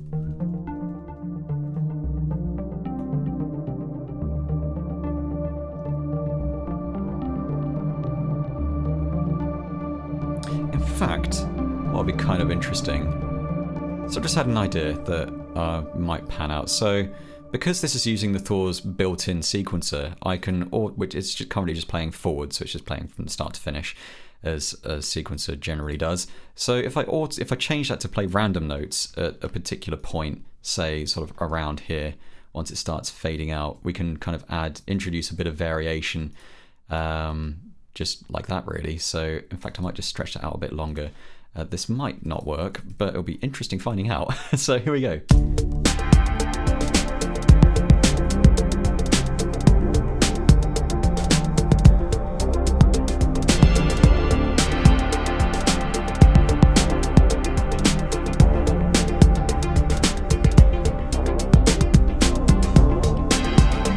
Yeah, I'm not into that. I like in my head that seemed like a good idea, and I might come back to that later, but for the time being now, I'm not feeling that. I kind of feel like it kind of takes you a bit out of the sort of hypnotic flow kind of feel of it that I'm going for. So let's not do that. I might add just a touch of reverb to this at the start. No, I just automatically went to Synapse to bring in a DR1. That's hilarious.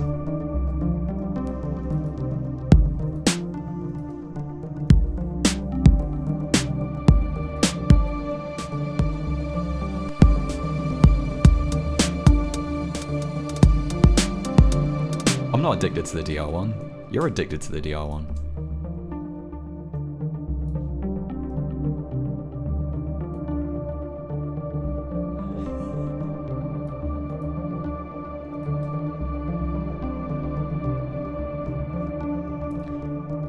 Might actually roll the lows off on that atmospheric patch there.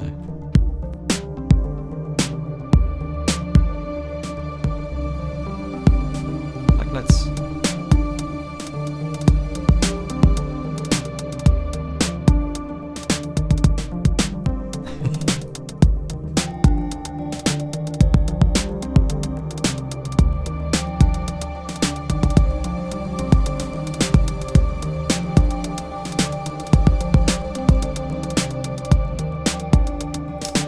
Clogmut said reckon a bit of low pass on that dark stab could help it to slot in more.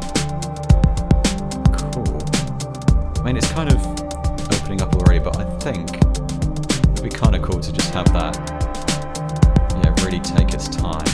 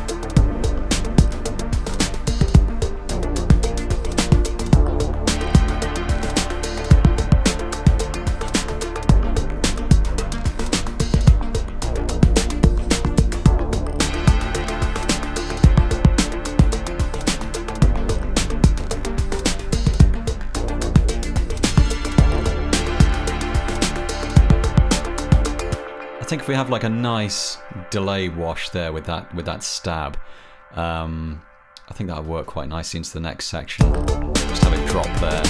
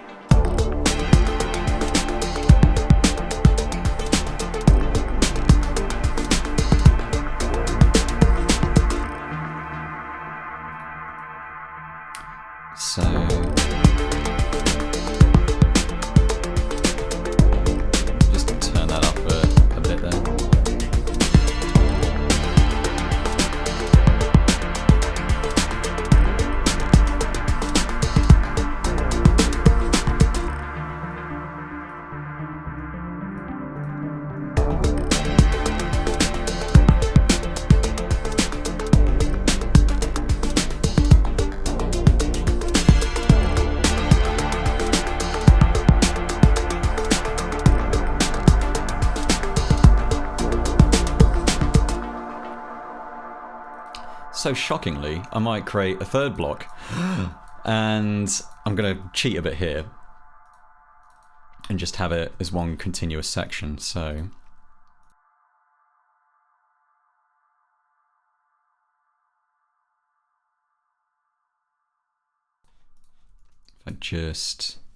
if I just extend that and just copy that, do the same with all of these. So it's just going to be one steady note. That'll be kind of nice, I think. Have I done it with the Toasty Arp and Solaris? Nope. So if I just do that there, do that there, and keep most of the stuff intact, but just hold the bass notes there. So if we play this will probably be a really boring sounding block on its own.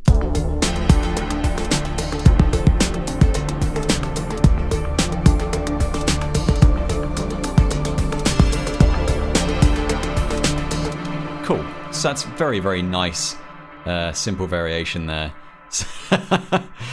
Getting some stick for bringing in 3 blocks, which is 2 more than I normally use. It's 2 more than I used last week during my 10-minute track. So does that mean I'm going to be writing a 30-minute track? I don't know. Cool.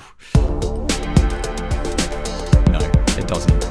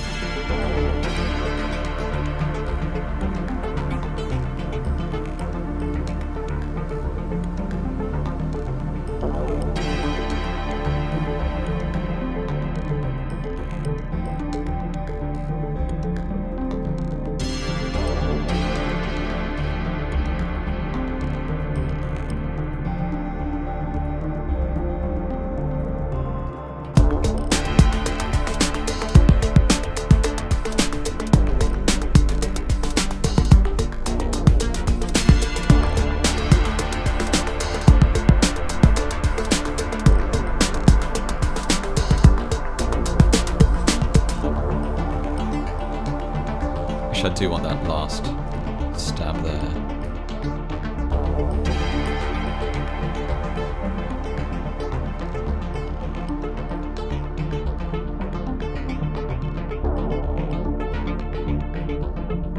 I just want to keep those stabs going really, so I'll just filter them out. So where is the filter that I'm using for these? It's the problem. I've got so many filters going on now, I can't remember which one's which, and I haven't enabled them properly because of course I haven't. So let's call that stab filter. Ominous. So yeah, let's just have that filter out during this section, I guess.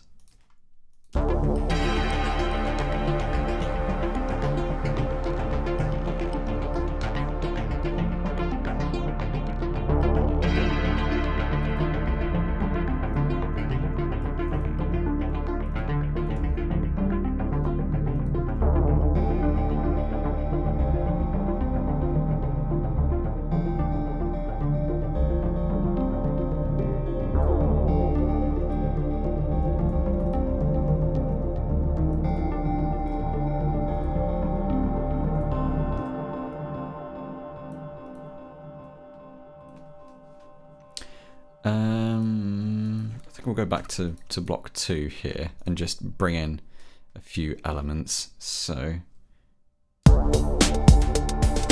not all of the elements.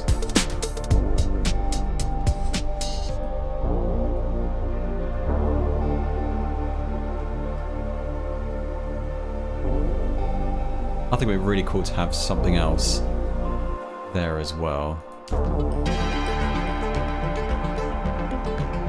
So I think if we bring the bass filter down a bit as well.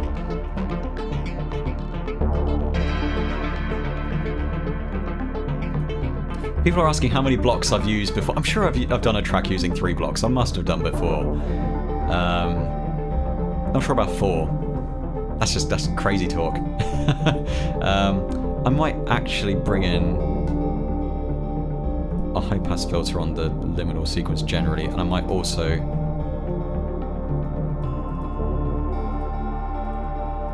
just bring that down during this section. Oh, I actually really like that on its own, so I might not bring that back yet at all.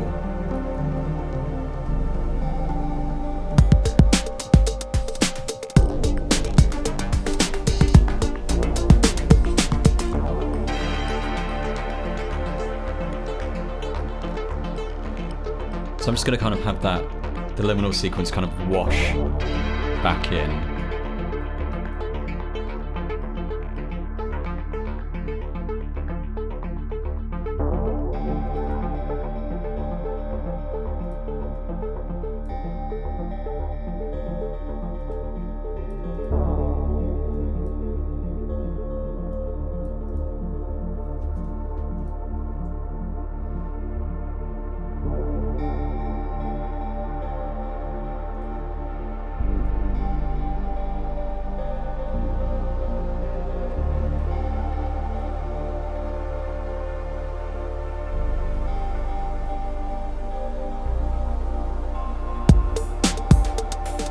Atmosphere shattered, right?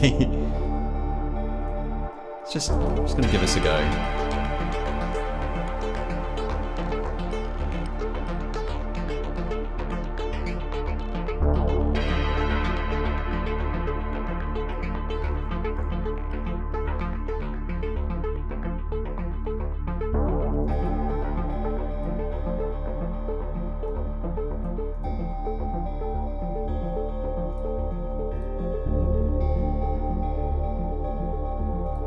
I'm actually going to add a touch of reverb to that. I keep doing it going down to the DR1.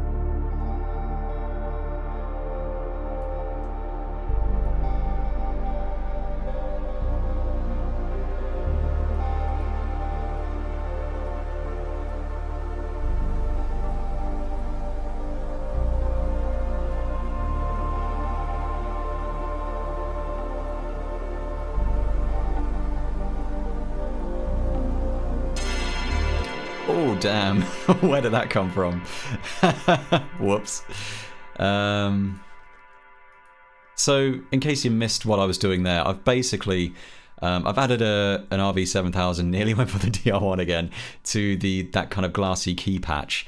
And I basically just massively drenched the keys in with that RV7000, so it kind of totally smearing the sound, which is something the RV7000 is actually really, really good at.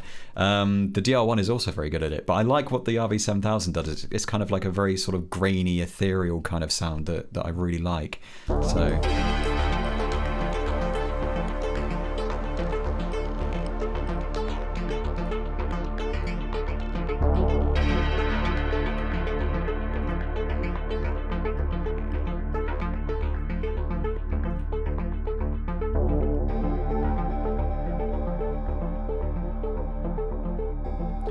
someone suggested adding like a lot of delay to that toasty arp as well, which I think is a pretty solid idea.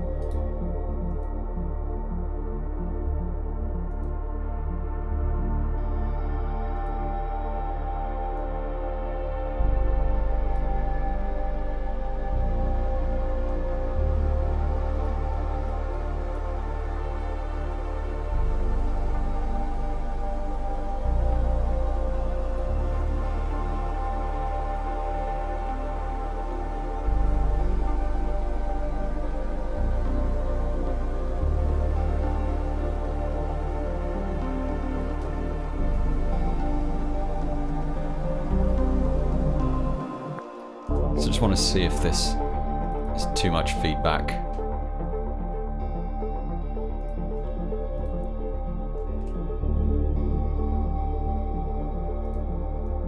Doesn't come in soon enough, unfortunately.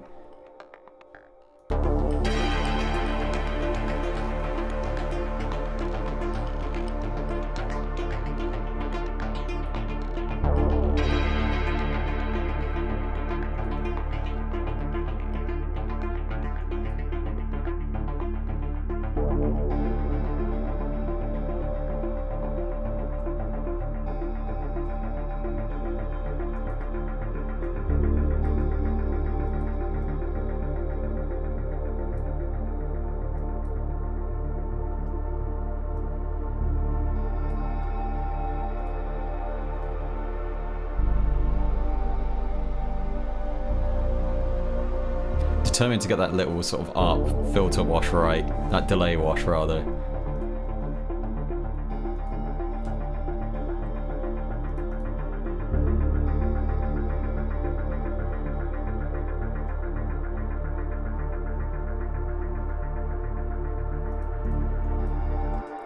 Right, one more try.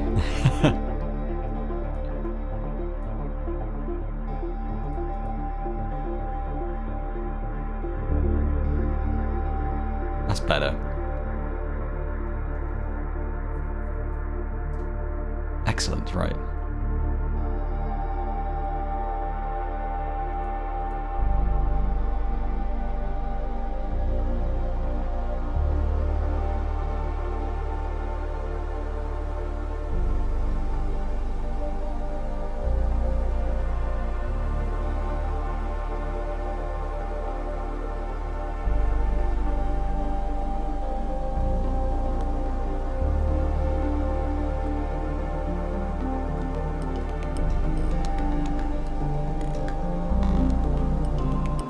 I knew that little glitchy percussion would come in useful at some point, so I'm just going to have that filter in over the course of that. Also, someone suggested adding a crash or something here when the actual drop happens. So what I'm thinking is not having a crash, and I'm not going to do a nasal riser because it's not in the factory sound bank, but I am going to dip in, and I'm pretty sure there's like a reverse crash that is really... It's a super duper old Reason-y sound, and I'm gonna find it. So, wow, classic. In fact, if I sort it by size, I'll be able to find it.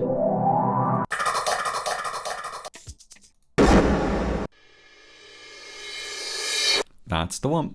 So, I am going to continue down my path of doing things needlessly, in the most needlessly complicated way, by adding this to channel 9.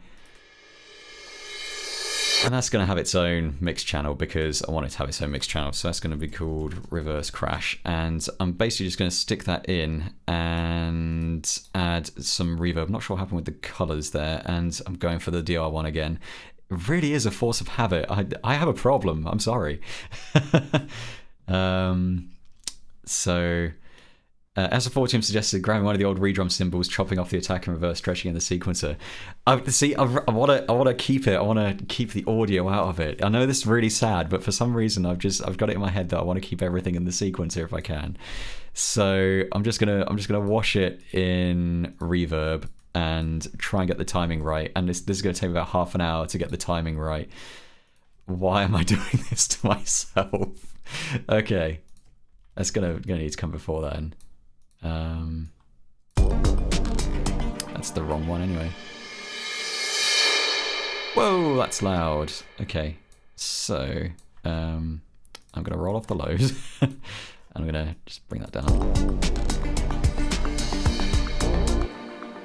I move that there-ish. Needs more decay, I think. Oh, I'm using the... There we go, that's better. Right.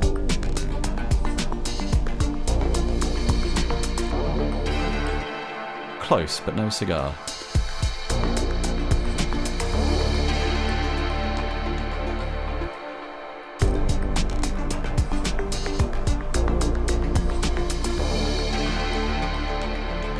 That'll do nicely.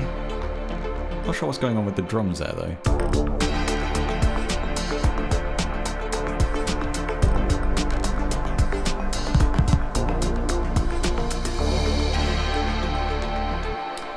Okay, so what's happened to the beat map? That's weird.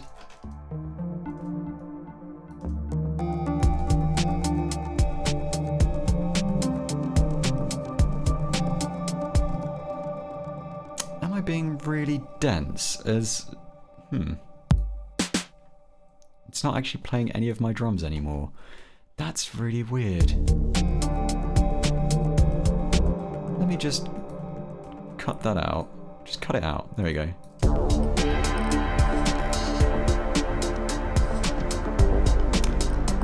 Well, Well, this is a pickle. Not entirely sure what's going on here. I haven't accidentally turned on bypass all or something. That's not even here. Automation override button. Nope, that's not there. This is a weird one. Oops, that's not what I meant to do at all.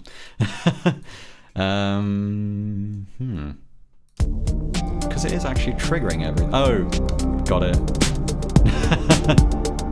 Yes, false mirror music, you win the prize. It was because of the audio channel from the reverse crash. And now there we go, let's put that back. There we go. Put it back where I found it.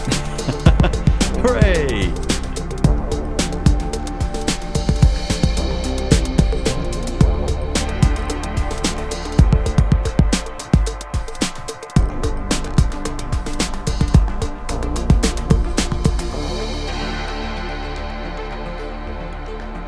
So there we go, it's just a nice little bit there. I might have that come in a little sooner. It's been a while since I've done this.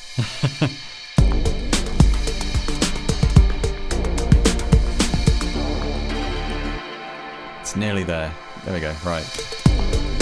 It's the worst thing I've done during a stream. Right, just don't even look at that. It's fine.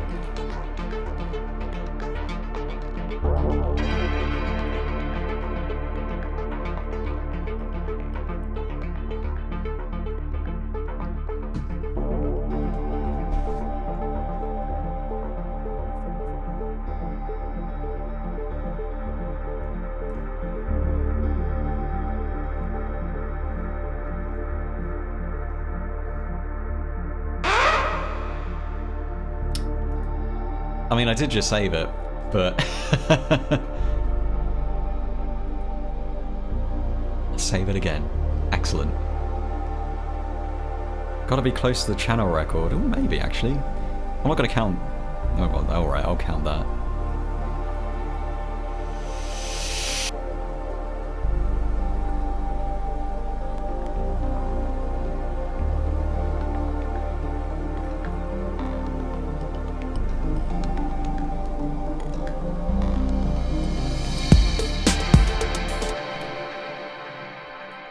So I do pretty much want to bring everything back in there, but I don't want to bring in that stab. But I do want to bring lots of other stuff in. So let's give that a go.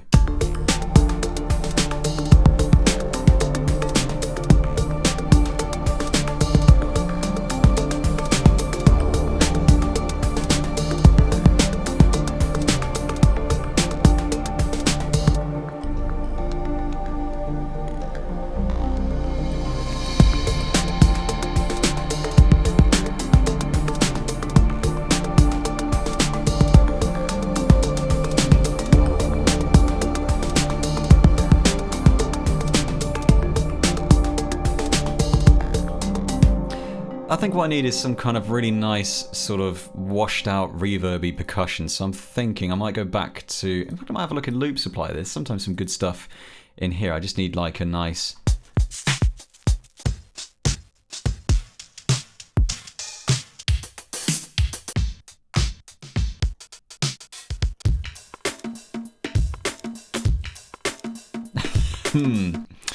Well, I'm not gonna add the bongos or congas or whatever are here to the track, but I do like those hits. So let's get some reverb, and I'm not gonna go for the DR1. I'm gonna go for the RV7000, and I just want to totally drench that in reverb.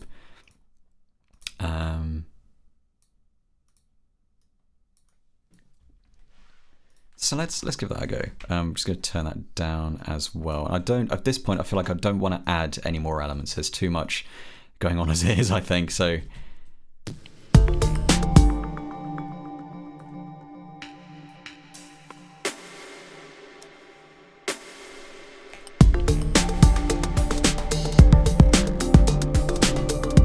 I might also transpose it. Let's see, how's that sound an octave down?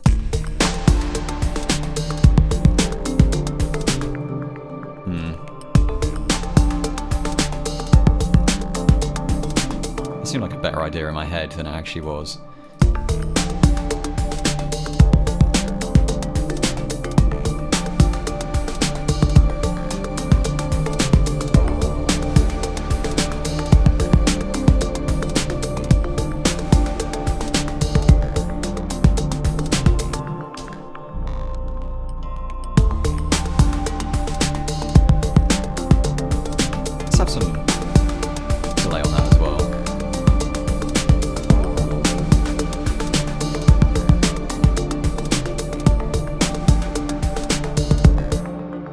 RV7 for drum reverb. Now that's an idea. Haven't used that yet, so let's try this out. Large hall, size, all, decay, all. This will be fun.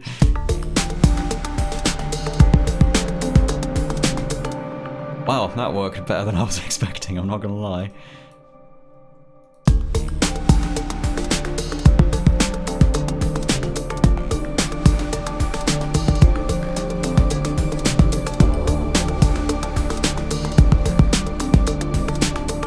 I was thinking for main drums ascend. Well, I like how that turned out.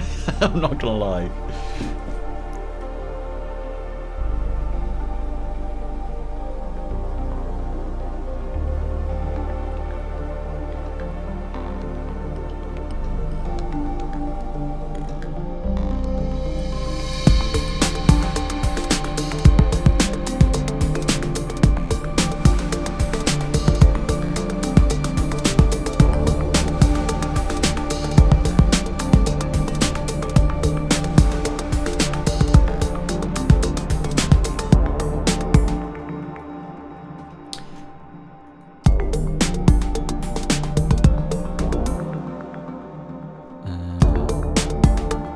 Let's bring those stabs back in, I think. It is time. So let's have those filter back in.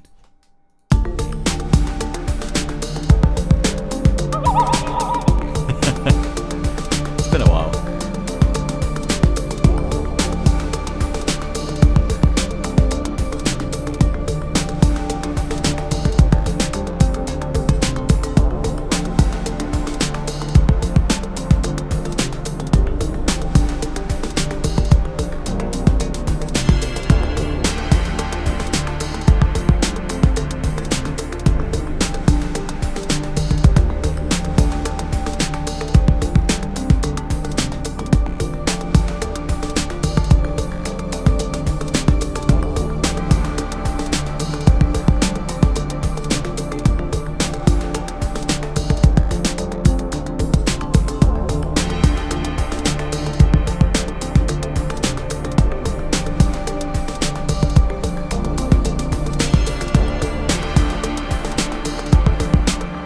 So I've just realised I'm messing around with the pad filter, which I think isn't the one I wanted to be messing around with. That can go up there. No, I've just moved the wrong thing around. So let's pop this there. I can fade in there. I wanted to mess around with the Atmos filter, which is somewhere else entirely. So I always love it when stuff gets completely separated from the actual track it's supposed to correspond to. So I'm just going to bring that back up here. That's more like it. So just have that fade in over time. In fact, I might bring that in a little earlier. So let's give that a go.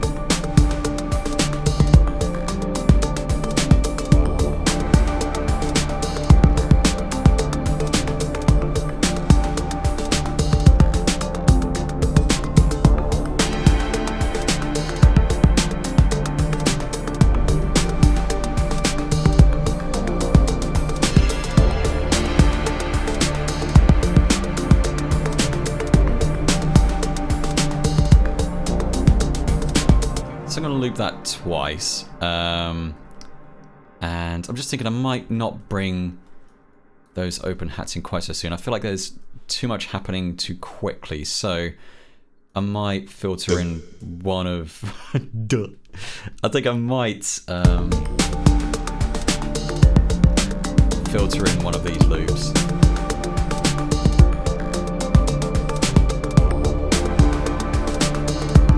I'll be this one that I filter in. I might also adjust the resonance a bit as well.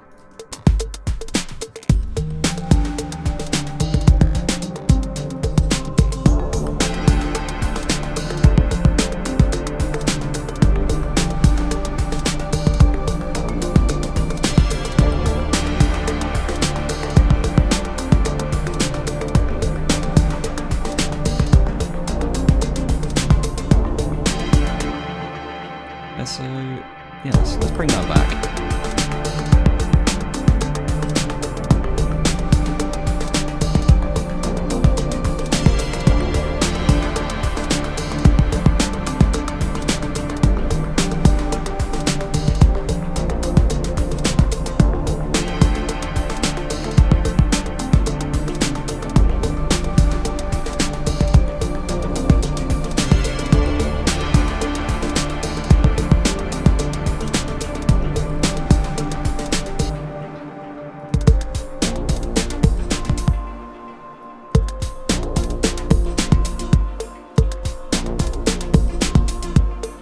I might actually do that with that same section earlier, because that does sound a little weird.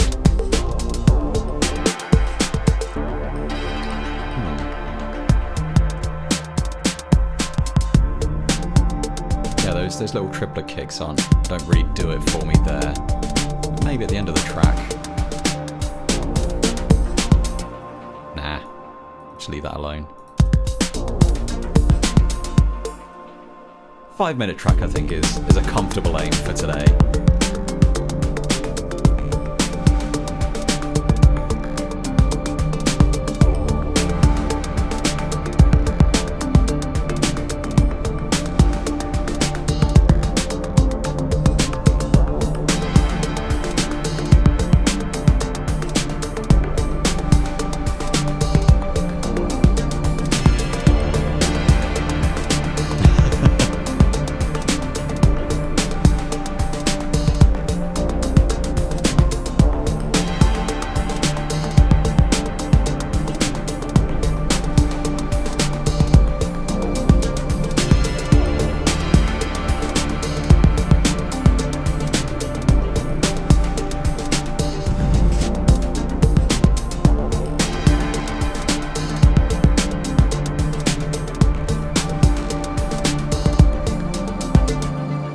So that might either be a really bad idea that I'm about to try, or it might work.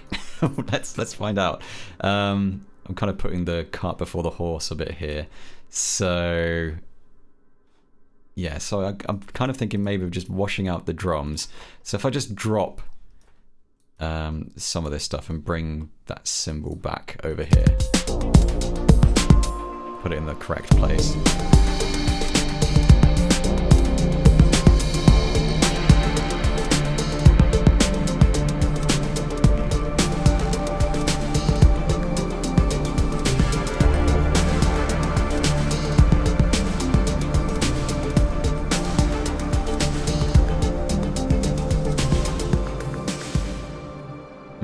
I'm not sold on this idea, but I'm going to stick with it and play around with some of these parameters. Maybe it'll work.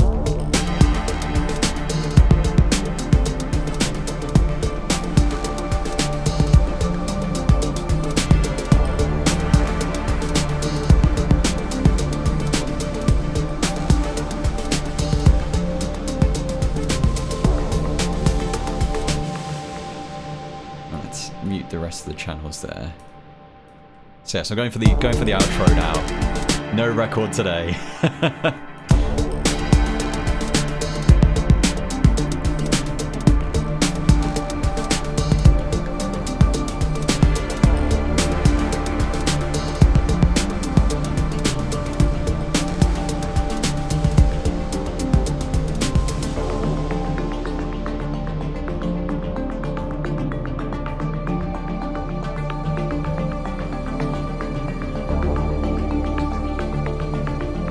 I just realised that percussive up should have ended by now anyway.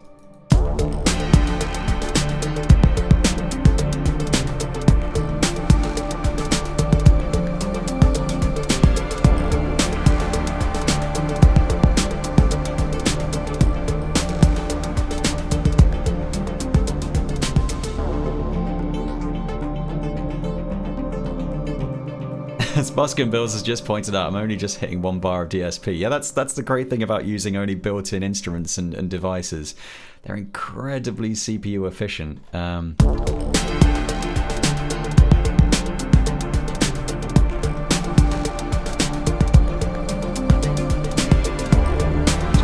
Ditch that.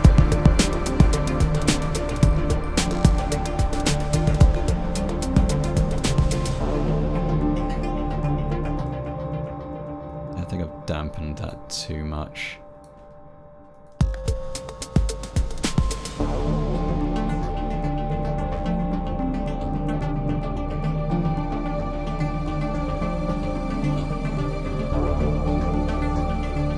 fact, I do want to filter out that bass as well by the end of the track.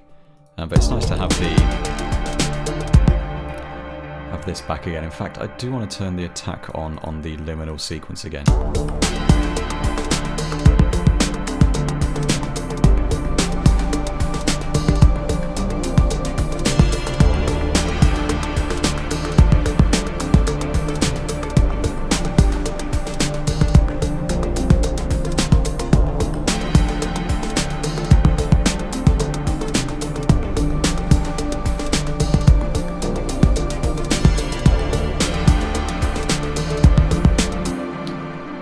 Definitely want to have a big reverb wash on that chord stab there.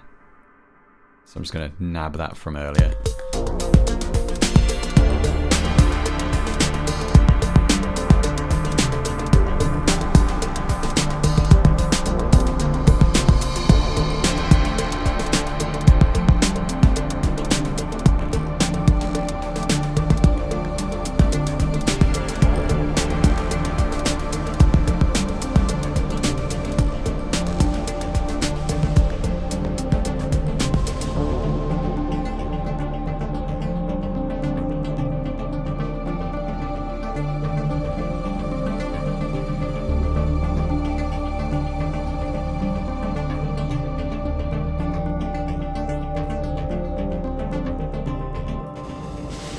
Whoa, I don't know what happened there. So, my drum's still playing. I think what I need to do is just turn that beat map off at the end. So let's do that. Damn it. Every time. Right, that is saved. I feel like my save reminder is becoming too effective. Like, I find it very hard to just put that to the back of my mind now.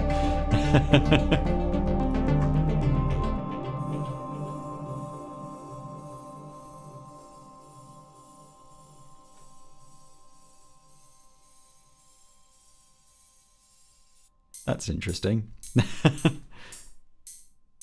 Ah, yes. Okay, that's because that's playing right. I was worrying.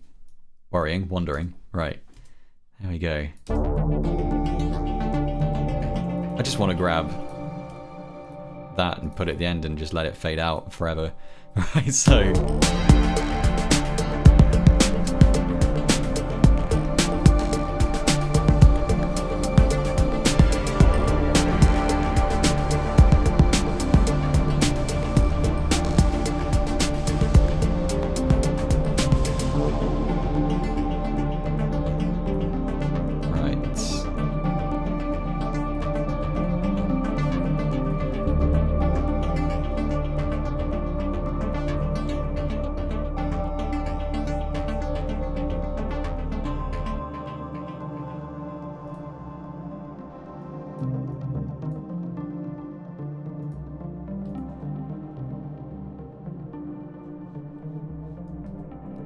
So that outro could do with some work.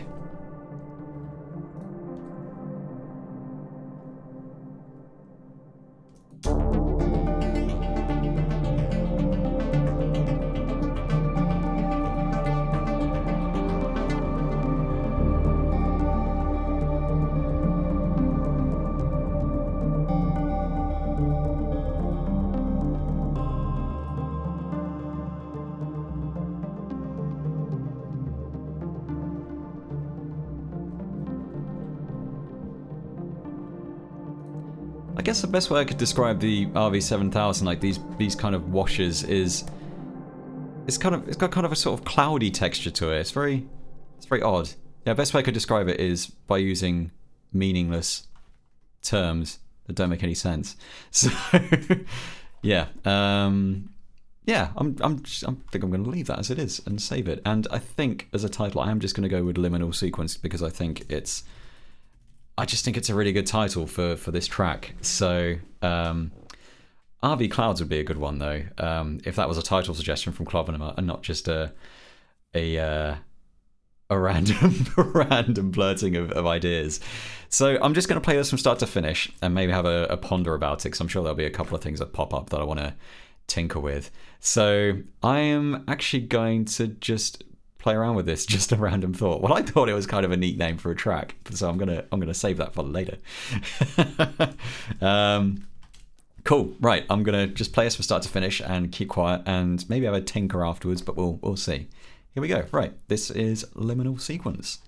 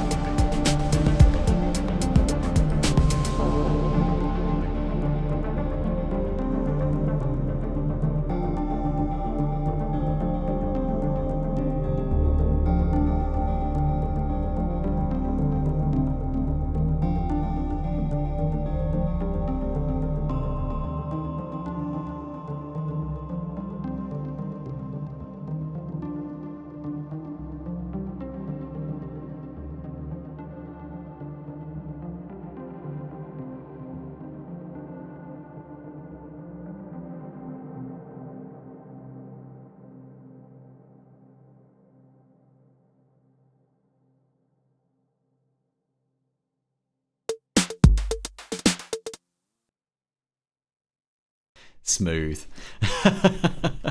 Whoops. Yeah, I figured the reverb tail could do with a little bit of extra time there. So, cool. I'm actually really happy with that. I think anything I would want to change now is something I would want to listen. I'd want to do it with a fresh pair of ears rather than just start messing around with stuff. So yeah, I think I'm gonna leave that as it is, and I look forward to revisiting that tomorrow. But as always, I'm kind of surprised that I got to 5 minutes 25 with that. Actually, I for some reason I thought I had a lot less going on there. So that's really cool. That's great. I love it when that happens. It's not 10 minutes, but that'll do nicely. So yeah, I'm just checking out the chat. Monkey Plus Plus says, I like the bass synth in this passage. It's a really good bass patch, and if you like that, then I mean, it sounds kind of like I'm shilling for Tom's stuff here, but there's no real reason for me to be doing that because you can get it all for free.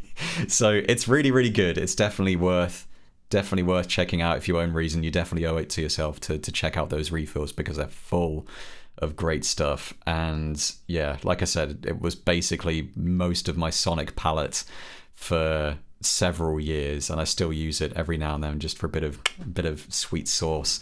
So yeah, it's like I think I mentioned sort of either at the start of this stream or just before, as someone described it on Reason Talk as the patches having an evergreen sound, which I think was a really, really lovely way to put it. And yeah, I totally agree. It's just one of those. It's thing I like about it is because it's a really good palette. Like I think of it as more of a palette than something I dip into for specific sounds. It's something that I tend to find myself dipping into if I'm just like, oh, I just want something that sounds good.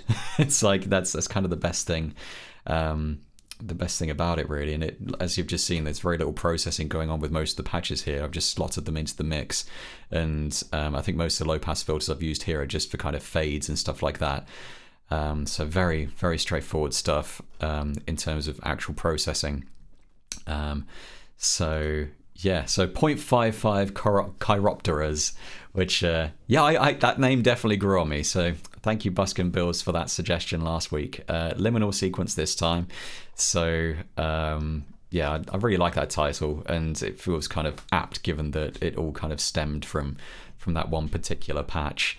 So yeah, Buskin Bill says the worst thing is we're not going to get any more from Tom. I mean, from a purely selfish point of view, I totally agree. Like I would very much like to just keep using Tom's patches and for him to basically keep making stuff for me. But you know, that's a little unreasonable. So, but yeah, I'm very much the same. It's I think that's what Fortium said on the Reasonable forums. It's bittersweet, and I think that's definitely the right word. So yeah, so I'm probably going to wrap things up for the actual music making portion of this stream there. But I'll be sticking around afterwards for folks on Twitch if you've got any questions or anything you'd like to ask me. But in terms of the actual YouTube version, I'm going to cut things off there and look forward to writing something next week and getting my DR1 fix. So yeah, thanks so much for joining me, and I hope you'll join me again next time when I'll be doing something. I have no idea what kind of tune I'll be writing, but it'll be all right, I hope. So cool. Thanks so much again for joining me, and I hope you've enjoyed the stream. Cheers and bye bye.